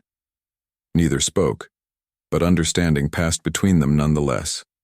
An alliance formed in the crucible of institutional corruption, fragile but vital. The security monitoring room was empty when Officer Hill slipped inside at the end of his shift. The facility was in chaos. Staff reassigned to search teams, normal schedules suspended, rumors flying about imminent outside investigation. No, one noticed as Hill used his access card to enter the restricted area, closing the door softly behind him. He moved quickly to the main terminal, inserting the USB drive he'd prepared for this purpose. The prison's security system was outdated, its digital protections laughably inadequate against anyone with basic technical knowledge. Hill had spent the past 2 days documenting the vulnerabilities, creating a map of what records existed and how they might be accessed. His fingers moved efficiently across the keyboard, accessing the archive of surveillance footage. The altered, yard recording had been his first discovery, but further investigation had revealed other suspicious gaps, periods of equipment failure that corresponded with incident reports in Kincaid's file, edited sequences that sanitized confrontations between guards and inmates. Hill copied as much as the drive could hold, not just the obviously tampered footage, but the system logs showing who had accessed the files and when, the authorization codes used, the digital fingerprints of the cover-up. Together, they painted a picture of systematic evidence manipulation extending back months, possibly years. As the files transferred, Hill's thoughts turned to Tanya Ellison. She'd approached him in the staff cafeteria that morning, sitting across from him with deliberate casualness. When this breaks open, she'd said quietly, people will need to choose sides. Official narratives versus what they know is true. Evidence will matter. He'd understood her meaning immediately. Evidence has a way of disappearing around here, he'd replied, unless someone preserves it. Her eyes had held his. Someone with access, someone who still remembers why they took this job in the first place. The conversation had lasted less than 2 minutes, but it had crystallized the decision that had been forming in Hill's mind since witnessing Kincaid's abuse of power. The system was designed to protect itself, to close ranks around corruption, to silence whistleblowers. But that design had a fatal flaw. It required the complicity of individuals like him, individuals who could choose a different path. The file transfer completed with a soft chime. Hill removed the drive, tucking it securely into his inner pocket before erasing evidence of his access from the terminal's logs. Tomorrow, he would contact the State Inspector General's office directly, using the secure channel Tanya had discreetly provided. The choice had been made. There was no going back. In his cell, Boone sat cross-legged on his bunk, eyes closed in the same meditation posture he'd maintained throughout Kincaid's confrontation with Officer Ellison. His breathing was measured, deliberate, masking the electric current of anticipation running through him. The plan was working. He couldn't see the results directly, but the evidence was written in Kincaid's barely contained fury, in the facility-wide lockdown, in the desperation of the administration's response. The footage had made it outside the walls, had found its audience. The truth was spreading beyond their ability to contain it. The small slot in his cell door opened, admitting the dinner tray with its usual clatter. But instead of sliding it through and immediately withdrawing, the hands lingered for a moment. "It's on the outside now," whispered a voice Boone didn't recognize. "Everywhere. They can't stop it." The slot closed before he could respond, footsteps already receding down the corridor. Boone remained motionless, giving no indication that he'd heard the message, aware that his reaction might be observed through the door window. But inside, a wave of vindication washed through him. Not triumph exactly, but the profound relief of validation. For 15 months he'd endured Ironview's casual cruelties and systemic racism, had watched Kincaid and others abuse their power without consequence. For 23 days he'd sat in this concrete box, isolated from allies and information, uncertain whether their fragile plan had succeeded or collapsed. Now he knew. The truth had escaped. The walls that had contained it were crumbling. Boone allowed himself the smallest of smiles, brief and contained, before returning to his meditative state. There would be retaliation, desperate, possibly dangerous countermeasures as the administration sought scapegoats and explanations. His position remained precarious, his physical freedom still severely constrained. But for the first time since the cell door had closed behind him, Boone felt the balance of power shifting. Kincaid's authority had always rested on invisibility, on the assumption that what happened inside Ironview's walls would stay there, unreported and unexamined. That protection was now gone, burned away by 2 minutes of undeniable video evidence. And this was just the beginning. The phone contained more footage, more documentation. Slick and the others had been methodically recording abuses for months. If even one additional video made it outside, the pattern would be established, undermining any claim that the yard incident was isolated or extraordinary. In the darkness of solitary confinement, Elijah Boone began mentally preparing for what would come next. The investigations, the denials, the inevitable attempt to isolate the blame to a few bad apples while preserving the corrupt system. The real work was just beginning. But for tonight, for this one moment, he allowed himself to feel the first tentative stirrings of what might, cautiously, be called justice. Warden Drennan stood at his office window, watching the small crowd of protesters gathered at the main gate. Their signs were visible even from this distance. Calls for justice, demands for oversight, enlarged screenshots from the leaked video playing endlessly on social media and news channels. His phone hadn't stopped ringing since morning. The Department of Corrections Director, the Governor's Chief of Staff, reporters from every outlet in the state, former colleagues suddenly checking in while fishing for insider information. On his desk lay 2 press releases, one drafted by himself, the other provided by the DOC's crisis management team. Both emphasized the same points. The incident was under investigation, The officer involved had been placed on administrative leave pending review. Ironview remained committed to professional standards and inmate safety. Empty words. Everyone who saw the video knew what had happened. No carefully crafted statement would erase those images. Drennan turned from the window, sinking heavily into his chair. 22 years in corrections, methodically climbing the administrative ladder, cultivating political relationships, avoiding controversy, all potentially undone by 2 minutes of grainy footage, unless he found a way to contain the damage. His eyes drifted to Kincaid's personnel file open on his desk. The sergeant's history at Ironview was a study in contradiction. Commendations for maintaining order alongside informal complaints about excessive force, positive performance reviews punctuated by incidents requiring explanation. He'd always been useful precisely because of his willingness to operate in the gray areas of corrections protocol, to maintain discipline through methods that administrators could officially disapprove while secretly relying upon. Now that same quality made him a perfect sacrifice. Drennan began drafting a memo to Human Resources, outlining a review of Kincaid's disciplinary history that would retroactively establish a pattern of concerning behavior, warnings issued but not documented, verbal counseling that should have escalated to formal reprimands. The narrative practically wrote itself. A problematic officer whose issues had been overlooked due to administrative oversights, now revealed by unfortunate but isolated incident. It wouldn't satisfy everyone, but it might create enough distance between Kincaid's actions and the institutional culture to preserve Drennan's position and deflect the most serious oversight. As he wrote, a small voice in the back of his mind, the remnant of the idealistic corrections officer he'd once been, whispered that he was perpetuating the very system of selective accountability that had created this crisis. He silenced it. With practiced ease, survival required adaptation. Principles were luxuries for those not responsible for maintaining order. By the time he finished the memo, darkness had fallen outside his window.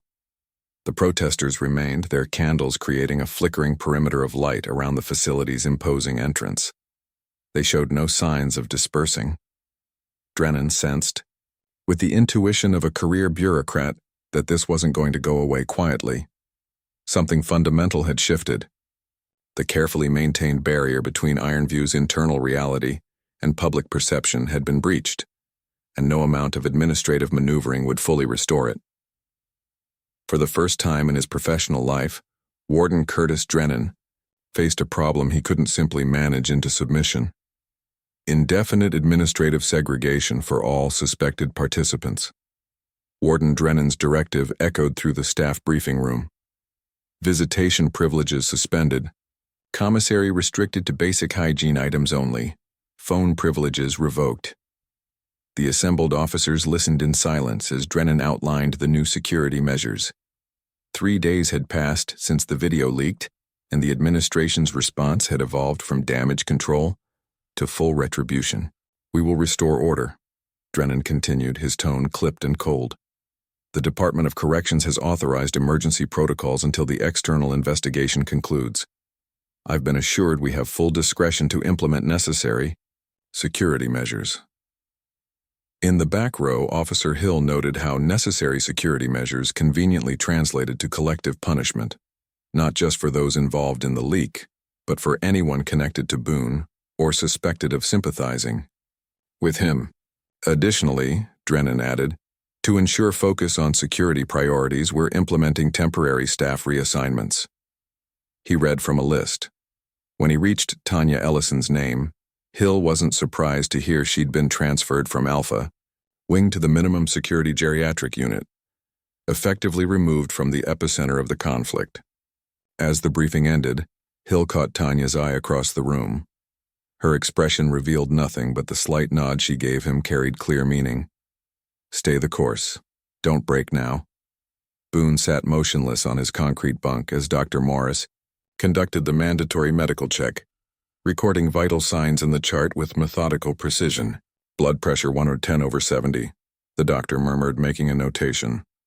Heart rate 58. He glanced up at Boone.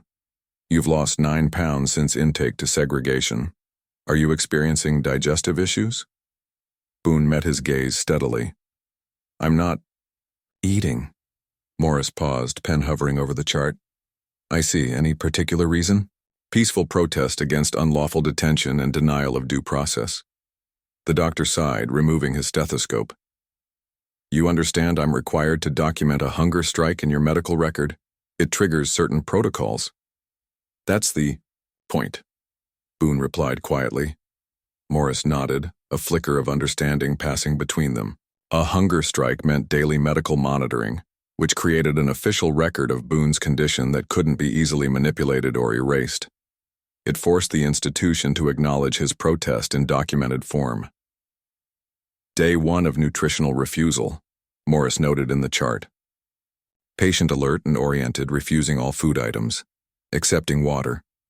He hesitated, then added, patient cites protest of administrative detention conditions as reason for refusal. As Morris packed his medical bag, he spoke without looking up. They've transferred Officer Ellison out of this unit. You won't be seeing her anymore. Boone absorbed this information silently. Tanya's removal wasn't unexpected, but it eliminated his most reliable connection to the outside world. Another isolation tactic. If this continues past 3 days, Morris continued professionally, force-feeding protocols may be implemented. It's not pleasant. I'm familiar with the procedure, Boone replied. The doctor nodded. I thought you might be. He closed his bag with a soft click. Your choice, of course. But medical ethics require me to advise against prolonged nutritional refusal. As Morris knocked for the guard to open the cell door, he added quietly, for what it's worth, that video's causing quite a stir outside. Local papers are calling for a federal investigation. The door opened and Morris stepped through without looking back, leaving Boone alone with a small yet significant victory. His protest was now an official part of Ironview's records. One more documented irregularity that would eventually demand explanation. Tanya Ellison sat in her car in the parking lot of Jennings Legal Clinic, 30 miles from Ironview. Her reassignment to the geriatric unit came with one unintended benefit. Her shift ended at 4 p.m. instead of 6, giving her a narrow window of opportunity before the clinic closed. She retrieved a manila envelope from beneath her seat and checked the contents one last time. Copies of Boone's transfer paperwork with the irregularities highlighted, documentation of the procedural violations during his administrative hearing, and her own detailed notes about the pattern of targeted harassment she'd observed. All information she'd been quietly collecting for weeks, all technically classified as confidential prison records. What she was doing wasn't just career suicide. It could potentially result in criminal charges for mishandling sensitive information. But after witnessing the administration's response to the video leak, Tanya had crossed her personal Rubicon. The system wouldn't reform itself. Inside the clinic, she asked for Andrea Wilkins, the attorney who specialized in prisoner rights cases. They'd never met, but Tanya had researched her thoroughly.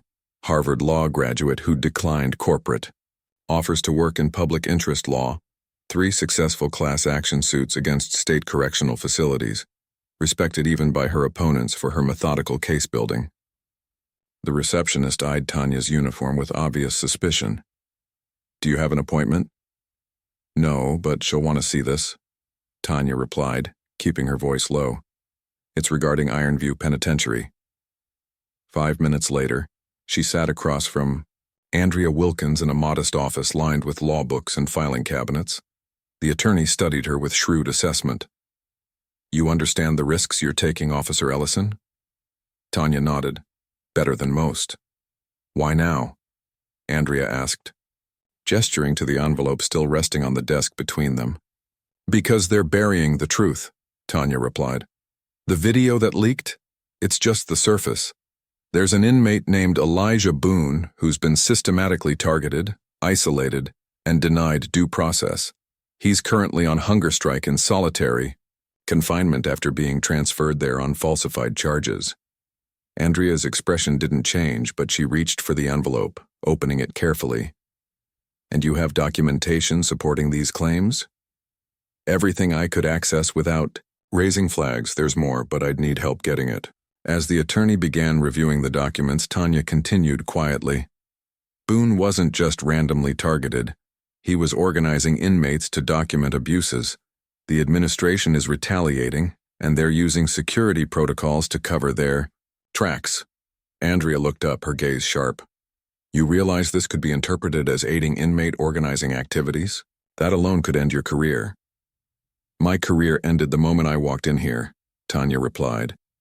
What matters now is making sure the truth doesn't get buried along with it.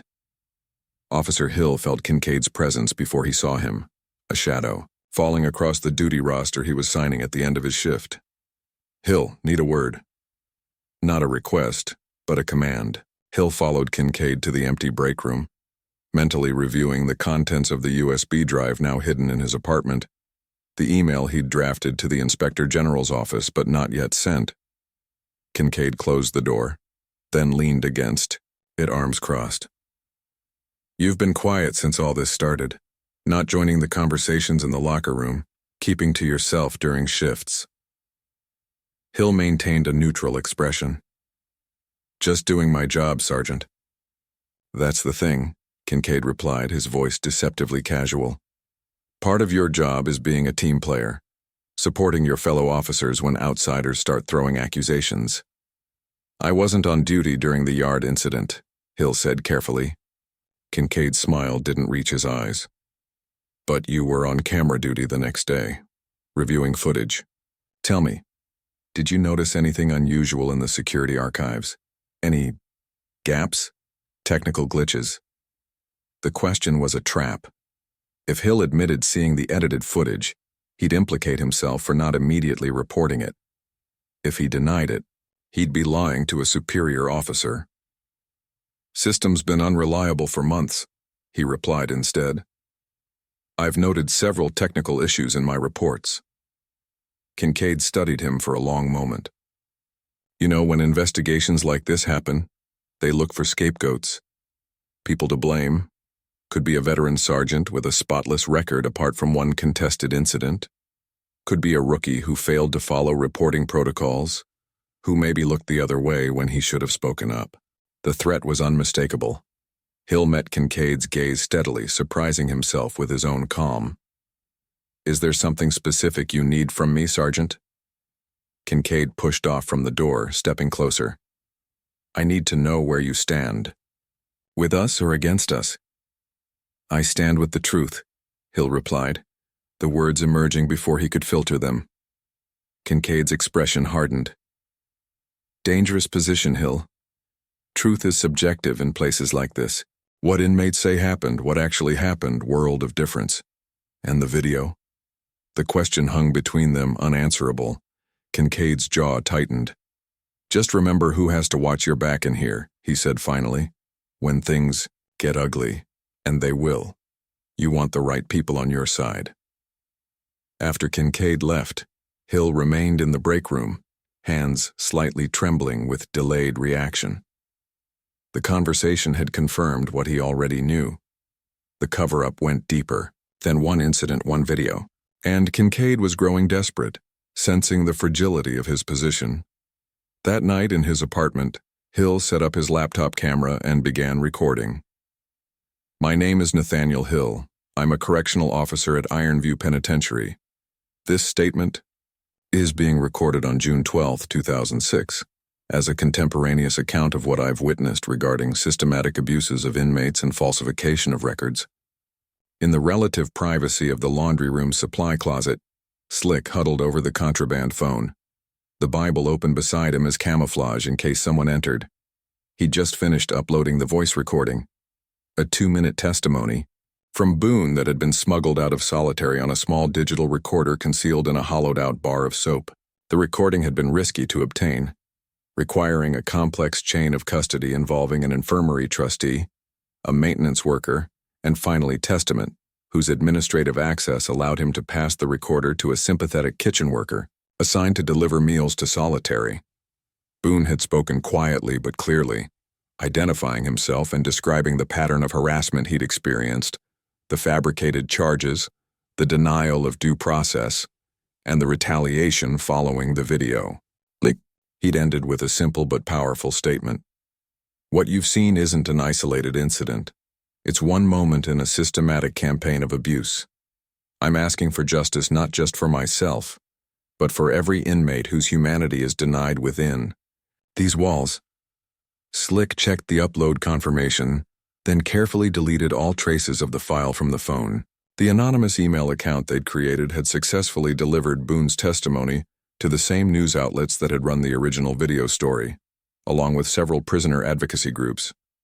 Within hours, Boone's voice would spread beyond Ironview's walls, directly challenging the administration's narrative of an isolated incident. His words would transform him from an unseen figure to a human being with a story, a voice, a call for justice that couldn't be easily dismissed. As Slick powered down the phone and resealed it in its hiding place, he felt a strange mix of triumph and dread. They'd succeeded in getting the truth out, but the cost was likely to be high. The administration's crackdown would only intensify as they sought to regain control of the narrative. He thought of Boone, alone and solitary, refusing food as his only remaining form of protest. Of Tanya Ellison, reassigned after attempting to protect him. Of the young CO, Hill, whose conflicted loyalties were becoming increasingly obvious. The truth was breaking free, but those who had helped release it remained trapped within Ironview's walls, vulnerable to a system that valued control above all else. Boone lay on his concrete bunk, the weakness from 3 days without food settling into his limbs like a heavy blanket. The hunger itself had faded to a distant sensation, his body adjusting to the deprivation as it had done during previous fasts. He'd lost track of time again, the unchanging rhythm of solitary blurring hours into days. But he measured progress. In other ways, Dr. Morris's increasingly concerned notations, the growing file documenting his protest, the whispered updates from sympathetic staff that his story was spreading. A kernel of hope had taken root, fragile but persistent. Not hope for himself. His situation remained precarious, his future uncertain. But hope for the cause, for the truth that refused to be silenced despite the administration's increasingly desperate attempts at containment. When the meal slot opened for dinner, Boone didn't move from his bunk. The tray slid through as usual, landing with a soft clatter on the cell floor. "Still not eating, Boone," came the bored voice of the guard, assigned to solitary that evening. "Gonna have to note that again." "I understand," Boone replied calmly. As the slot began to close, the guard added in a rushed whisper. "They heard you outside. Your voice, it's everywhere now." The slot shut with a metallic click before Boone could respond. He closed his eyes, allowing himself a moment of profound relief. His testimony had made it out. His voice had joined the video evidence, creating a narrative that couldn't be easily dismissed or explained away.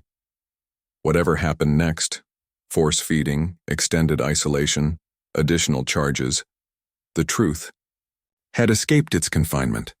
And truth, once freed, had a momentum of its own. Boone turned his face to the wall and began to pray, not for deliverance, but for endurance. The hardest days still lay ahead. Identified himself as Elijah Boone, an inmate currently held in solitary confinement at Ironview Penitentiary. In his recorded statement, Boone alleges systematic abuse and racial targeting by prison staff, specifically naming Sergeant Ray Kincaid. The CNN anchor's voice filled Warden Drennan's office as he stood frozen before the television, watching his career disintegrate in real time. The screen showed split footage, the original yard beating on one side, protesters gathering outside Ironview's gates on the other. The chyron below read, "Prison abuse, scandal grows, inmate speaks out." Drennan's phone rang for the third time, in 10 minutes. He ignored it, gaze fixed on the protesters' signs. "Justice for Boone," and "Investigate Ironview now." A sharp knock at his door finally broke his trance. His assistant entered without waiting for a response. "Sir, the governor's office is on line 1. They say it's urgent." Drennan nodded mechanically, reaching for the phone. Before he could speak, the clipped voice of the governor's chief of staff cut through. "The Department of Justice Civil Rights Division is sending a team. They'll arrive tomorrow morning. The governor expects full cooperation, no exceptions." This cannot become a national embarrassment. Too late for that, Drennan thought, but replied, "Of course, we'll provide complete access." "One more thing," the voice continued. "The governor is creating an independent oversight committee effective immediately. External investigators will have unrestricted access to all inmates involved, starting with Boone. Prepare him for interview." The line went dead before Drennan could respond. He replaced the receiver slowly, mind racing through limited options. Boone couldn't remain in standard solitary, not with federal investigators coming. But releasing him to general population was equally impossible. The administration would appear to be validating his claims. Drennan reached for his intercom. "Have inmate Boone transferred to protective custody in the administrative wing. Immediately." It wasn't a solution, but it might buy time, reframing Boone's isolation as protection rather than punishment, while maintaining separation from potential witnesses who might corroborate his story. A futile gesture, perhaps, but managing appearances was all Drennan had left. Officer Hill paced the small break room, checking his watch for the third time.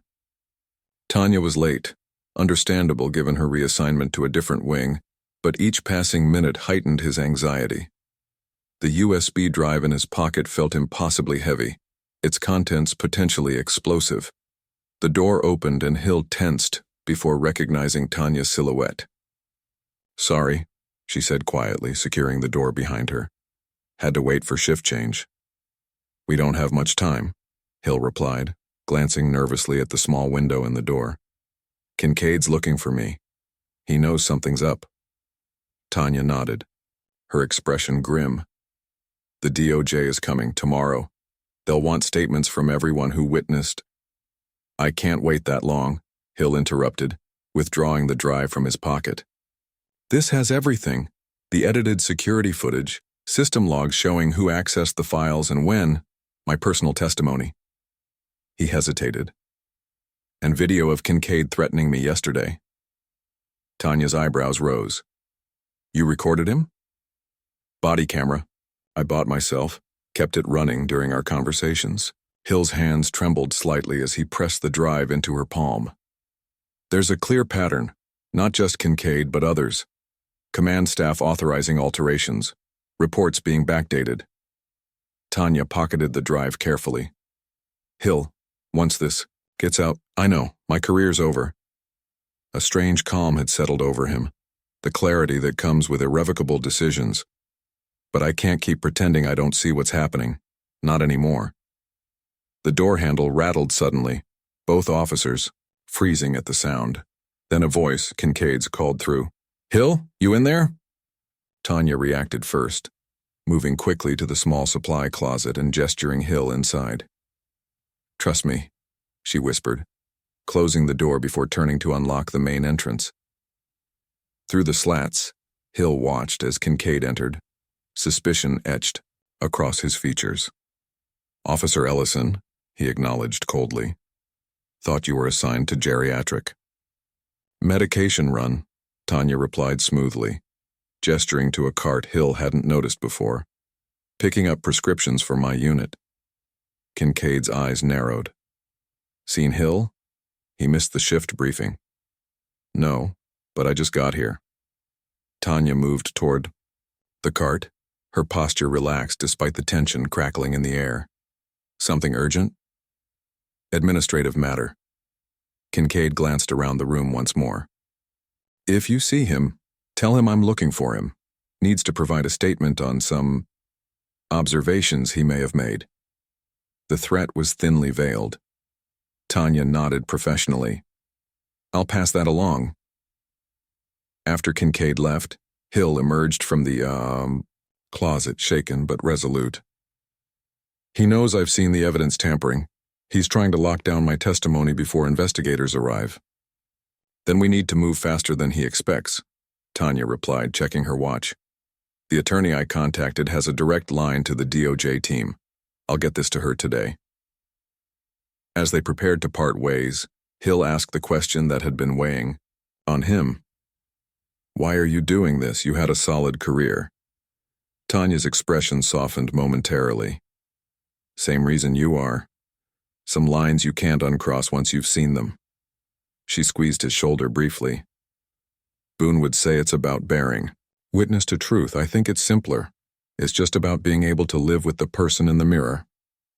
The protective custody cell in the administrative wing was a marginal improvement over standard solitary, slightly larger, with an actual bed instead of a concrete shelf. But Boone recognized the transfer for what it was, a cosmetic adjustment, designed to improve appearances without addressing the underlying injustice. He sat on the edge of the bed, still lightheaded from 5 days without food. Dr. Morris had visited that morning, his concern no longer professionally detached as he recorded Boone's vital signs and weight loss. "They're moving you to medical if this continues another 24 hours, the doctor had warned. Force-feeding protocols will be implemented. Boone had simply nodded. The hunger strike had served its purpose, creating an official record of protests that couldn't be erased or denied. With federal investigators coming, further physical deterioration served no strategic purpose. The door opened without warning. Boone looked up, expecting another medical check or perhaps the protective custody officer. Instead, Sergeant Kincaid stood in the doorway, face flushed with barely contained rage. "Comfortable, Boone?" he asked, the question dripping with venom. "Special accommodations for our celebrity inmate." Boone remained seated, conserving energy, his expression neutral. Sergeant Kincaid wasn't expecting a personal visit. Kincaid stepped inside, deliberately, leaving the door open, a calculated move, ensuring witnesses to prevent any accusation of physical confrontation while still attempting intimidation. "You think you've won something here?" Kincaid growled, keeping his voice low. "Got your little story out? Stirred up some bleeding hearts on the outside?" "This isn't about winning," Boone replied calmly. "It's about truth, accountability." Kincaid's laugh was harsh and brittle. "Truth? You want truth?" "Truth is, places like Ironview exist because society needs somewhere to put people like you, animals that can't function in civilization. My job is containment, pure and simple." "Your job is to uphold the law," Boone countered, "to maintain security with dignity, not to indulge your personal prejudices." Kincaid stepped closer, looming, over Boone's seated form. "You don't know the first thing about my job, about what it takes to keep order when you're outnumbered 30-1 by men who'd cut your throat for looking at them wrong. I know enough to recognize the difference between maintaining order and abusing power," Boone replied, meeting Kincaid's gaze without flinching. "What happened in that yard wasn't security protocol. It was sadism, plain and simple." Something dangerous flashed in Kincaid's eyes, the raw, unfiltered hatred he usually kept masked beneath professional pretense. For a moment, Boone thought he might strike him. Witnesses be damned. Instead, Kincaid leaned down, voice barely above a whisper. "When these investigators leave, and they will leave, things go back to normal. And normal means consequences for inmates who step out of line. Remember that, Boone." Boone didn't respond immediately, studying the man before him with calm assessment. Finally, he spoke. "You still don't understand what's happening, do you? This isn't going away. That video, my testimony, they're just the beginning. There's more evidence, more witnesses. The system you've hidden behind is crumbling." Uncertainty flickered across Kincaid's face, brief but unmistakable. "You're bluffing." "Am I?" Boone's voice remained steady despite his physical weakness. "Officer Hill has been documenting evidence tampering. Tanya Ellison has copies of my falsified transfer records, and they're not the only ones who've seen behind the curtain." It was a calculated risk, revealing what Kincaid might not yet know, potentially endangering Hill and Tanya. But Boone sensed Kincaid was already cornered, already aware that his position was unraveling. The mention of specific names and evidence might be enough to push him toward self-preservation rather than continued threats. The strategy worked. Kincaid straightened, his expression shifting from rage to something more calculating, the look of a man reassessing his options, weighing loyalties against survival. "When they start looking for someone to blame, you think it stops with me?" he asked. Drennan authorized every transfer, signed off on every report. Captain Reeves, the shift supervisors, the whole chain of command knew the way things operated. "I imagine they'll claim they were deceived," Boone replied. "That you went rogue, falsified reports, acted without authorization. That's how these systems protect themselves, by sacrificing the most visible offender while preserving the structure." Kincaid's jaw tightened, the truth of Boone's assessment clearly striking home. "So what's your endgame here? What do you want?" It was the first genuine question Kincaid had ever asked him. Not an accusation or a threat, but an acknowledgement that Boone now held a position of influence, however precarious. "Justice," Boone answered simply. "Not just for me. For everyone who suffered under this regime of casual cruelty. Systemic change, not just scapegoating." Kincaid laughed bitterly. "You really believe that's possible? That anything fundamentally changes in places like this?" "I believe in bearing witness to truth," Boone replied. "The rest isn't up to me." Their eyes locked in mutual assessment, adversaries recognizing the shifting balance of power between them. After a long moment, Kincaid turned away. "Enjoy your moment, Boone, however long it lasts." As the sergeant walked out, Boone called after him. "They'll offer you a deal, you know. Testimony against the administration in exchange for leniency. When that happens, ask yourself what matters more. Loyalty to a system that's already preparing to sacrifice you, or the truth you've spent your career suppressing." Kincaid paused in the doorway, his back to Boone, shoulders tense. He didn't respond, but his hesitation spoke volumes, the first hairline crack in the facade of absolute authority he'd maintained for so long. The door closed with finality, leaving Boone alone once more. He exhaled slowly, the confrontation having drained what little energy he had left. But beneath the physical weakness, a sense of profound validation had taken root. For the first time since his arrest, Boone had faced his tormentor not as a powerless victim, but as an equal, perhaps even as the one holding moral authority. It wasn't freedom, wasn't justice, wasn't vindication, but it was, perhaps, the beginning of all three. For the record, please state your name and position. Raymond Kincaid, former Sergeant, Ironview Penitentiary. The word former hung in the air, heavy with significance. Kincaid sat rigidly at the conference table, facing representatives from Internal Affairs, the Department of Corrections, and the Department of Justice Civil Rights Division.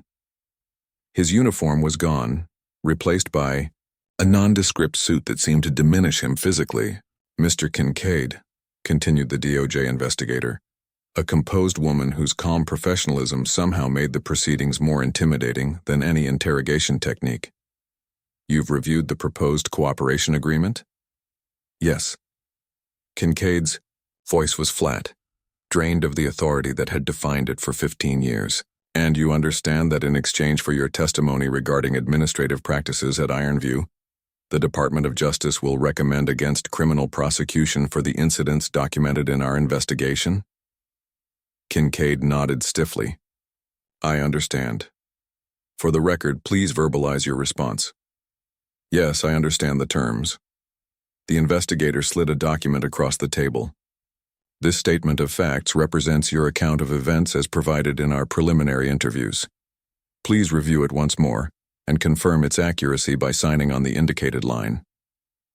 Kincaid stared at the typed pages, his downfall distilled into clinical paragraphs.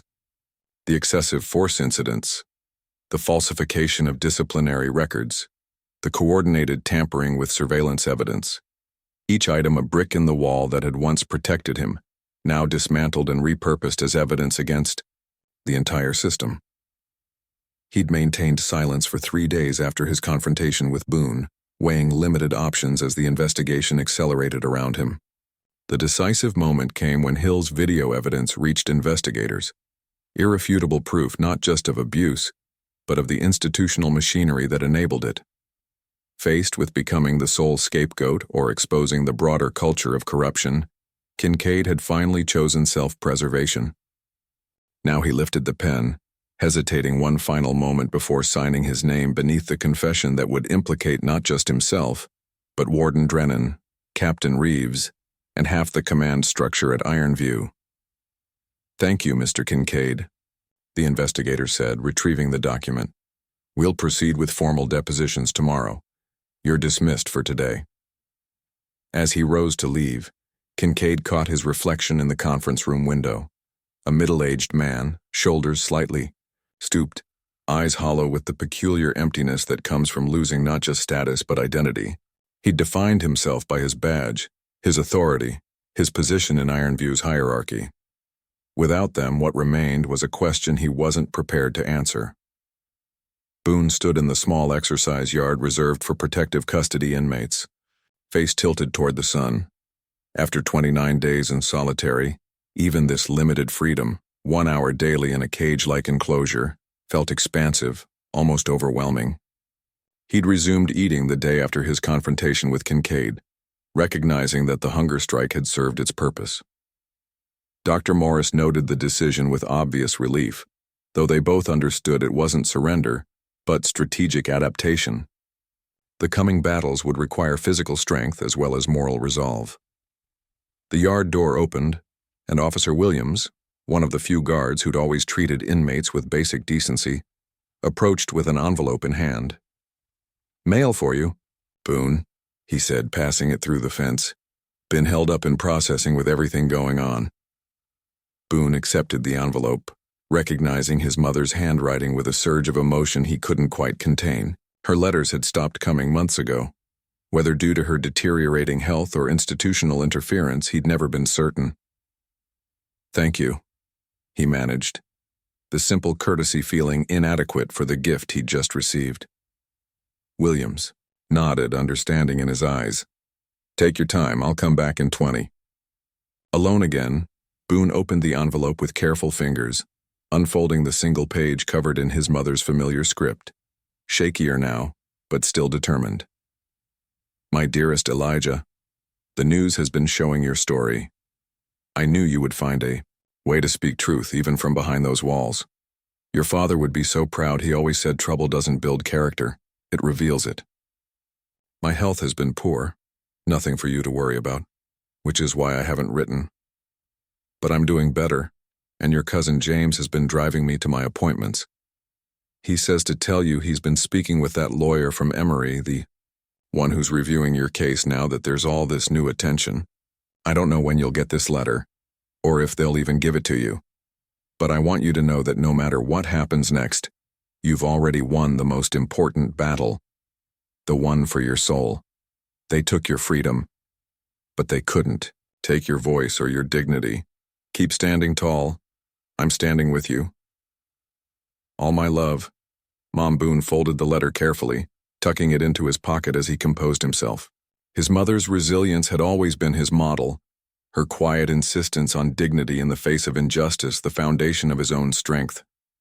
The letter confirmed what he'd begun to hope, that the public attention surrounding the video and his testimony had created space for legal reconsideration of his case.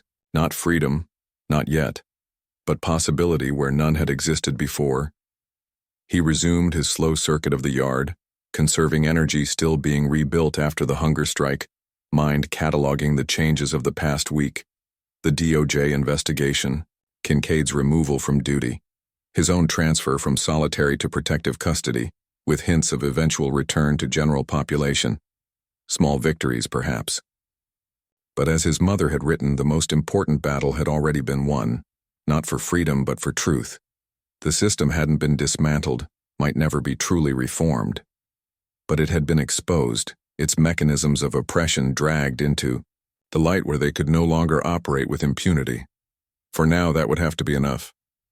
Tanya Ellison stood before the State Oversight Committee, her testimony concluding after 3 grueling hours of questions about Ironview's internal procedures, documentation practices, and supervisory failures. "Officer Ellison," said the committee chair, "your account has been extremely helpful in understanding the institutional culture that enabled these abuses. One final question, in your professional opinion, what specific reforms would prevent similar situations in the future?" Tanya considered carefully, aware that her answer would likely appear in the committee's final report and recommendations. 3 critical changes, she replied. First, truly independent oversight with regular unannounced inspections and direct confidential access to both inmates and staff. Second, protection for whistleblowers who report misconduct with clear channels outside the normal chain of command. And third, fundamental retraining on racial bias and use of force, with immediate consequences for violations. The chair nodded thoughtfully. Thank you, Officer Ellison. Your commitment to institutional integrity is commendable, particularly given the professional risks you've taken to provide this testimony. As the hearing adjourned, Tanya gathered her notes, aware of the mixed glances from other Ironview staff present in the chamber, some hostile, others thoughtful, a few openly supportive. The facility remained divided between those clinging to the old ways and those recognizing the opportunity for genuine reform. Outside the hearing room, she found Andrea Wilkins, the attorney who had become her ally in navigating the complex intersection of legal proceedings, media interest, and institutional resistance. Powerful testimony, Andrea commented. The committee was listening. Will it matter? Tanya asked, the question that had haunted her through weeks of depositions and interviews. It already has, Andrea replied. The governor's office called this morning. They're forming a permanent corrections oversight commission and they want you on it. A voice from inside the system who's proven she can't be intimidated or co-opted. Tanya absorbed this, the possibility of transforming individual witness into structural change. And Boone's case? Hearing date set for next month. With the new evidence and public pressure, I'd say his chances of sentence reduction or even vacatur are better than even. Andrea smiled slightly. You've started something, Tanya. The question now is how far you want to take it. It was a question Tanya had been asking herself since the first day she'd questioned Kincaid's incident report. The answer, she realized, had been forming gradually over weeks of small choices, each pushing her further from complicity and closer to advocacy. All the way, she said finally, however far that turns out to be. The visitors' area of Ironview had been redesigned in the wake of the investigation. The imposing barrier between inmates and visitors replaced with tables allowing limited contact. The harsh fluorescent lighting softened. The guard presence, reduced though still vigilant. Slick sat across from his mother, their hands briefly touching in the limited contact now permitted. Behind them, other inmates engaged in similarly constrained reunions with family members and friends. You seen Boone lately? His mother asked, her voice low. Slick nodded slightly. Yesterday they moved him back to General Pop last week, still keeping him separated from most of us, but it's better than the whole. They saying anything about his case? Hearing coming up. Lawyer sounds hopeful. Slick glanced toward the entrance where visitors continued to arrive for the afternoon session. Everyone knows it wasn't just about him anymore. It's bigger now. His mother nodded, understanding. The changes at Ironview, incremental but significant, had begun rippling through the state's entire correction system. New policies on use of force, independent monitors, cameras that couldn't be disabled or tampered with, staff retraining on racial bias. Not revolution but evolution, forced by the power of undeniable truth and the courage of those who refuse to remain silent. You be careful, she cautioned. System doesn't change overnight. Still plenty who resent what happened. I know, Slick assured her. But we got people watching now, inside and out. As they continued talking, Slick noticed a familiar figure entering the visitation area. Nate Hill, no longer in a guard's uniform but dressed in civilian clothes, a visitor's badge clipped to his shirt pocket. After resigning from Ironview, Hill had joined a prison reform advocacy group, using his insider knowledge to push for systemic changes, while supporting those who continued to work within the system. His testimony had been instrumental in the DOJ investigation, his courage in coming forward inspiring others to break the code of silence. Now he moved through the visitation area toward a table where Boone waited, thin but recovering, dignity, intact despite all efforts to break it. They greeted each other not as former guard and prisoner, but as reluctant allies in an ongoing struggle for justice. From his position across the room, Slick observed the interaction with quiet satisfaction. The boundaries that had once seemed impenetrable, between inmates and staff, between the powerless and the powerful, had not disappeared, but they had grown more permeable. Space had opened for truth to breathe, for humanity to assert itself against institutional dehumanization. As visitation hour neared its end, Boone glanced up, meeting Slick's gaze across the room. No words were exchanged, none needed.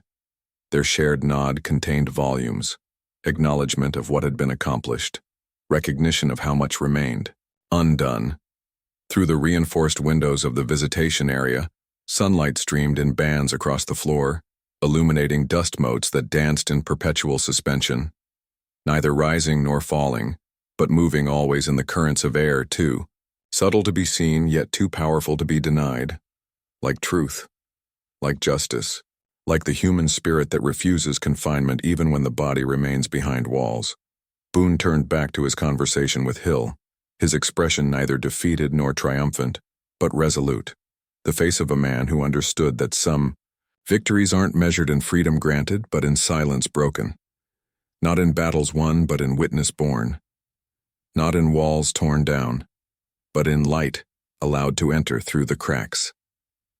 Up next, we have 2 more incredible stories that are waiting for you. Just click the image you want to watch and it will take you there. If you enjoyed this video, make sure to subscribe. It would mean a lot.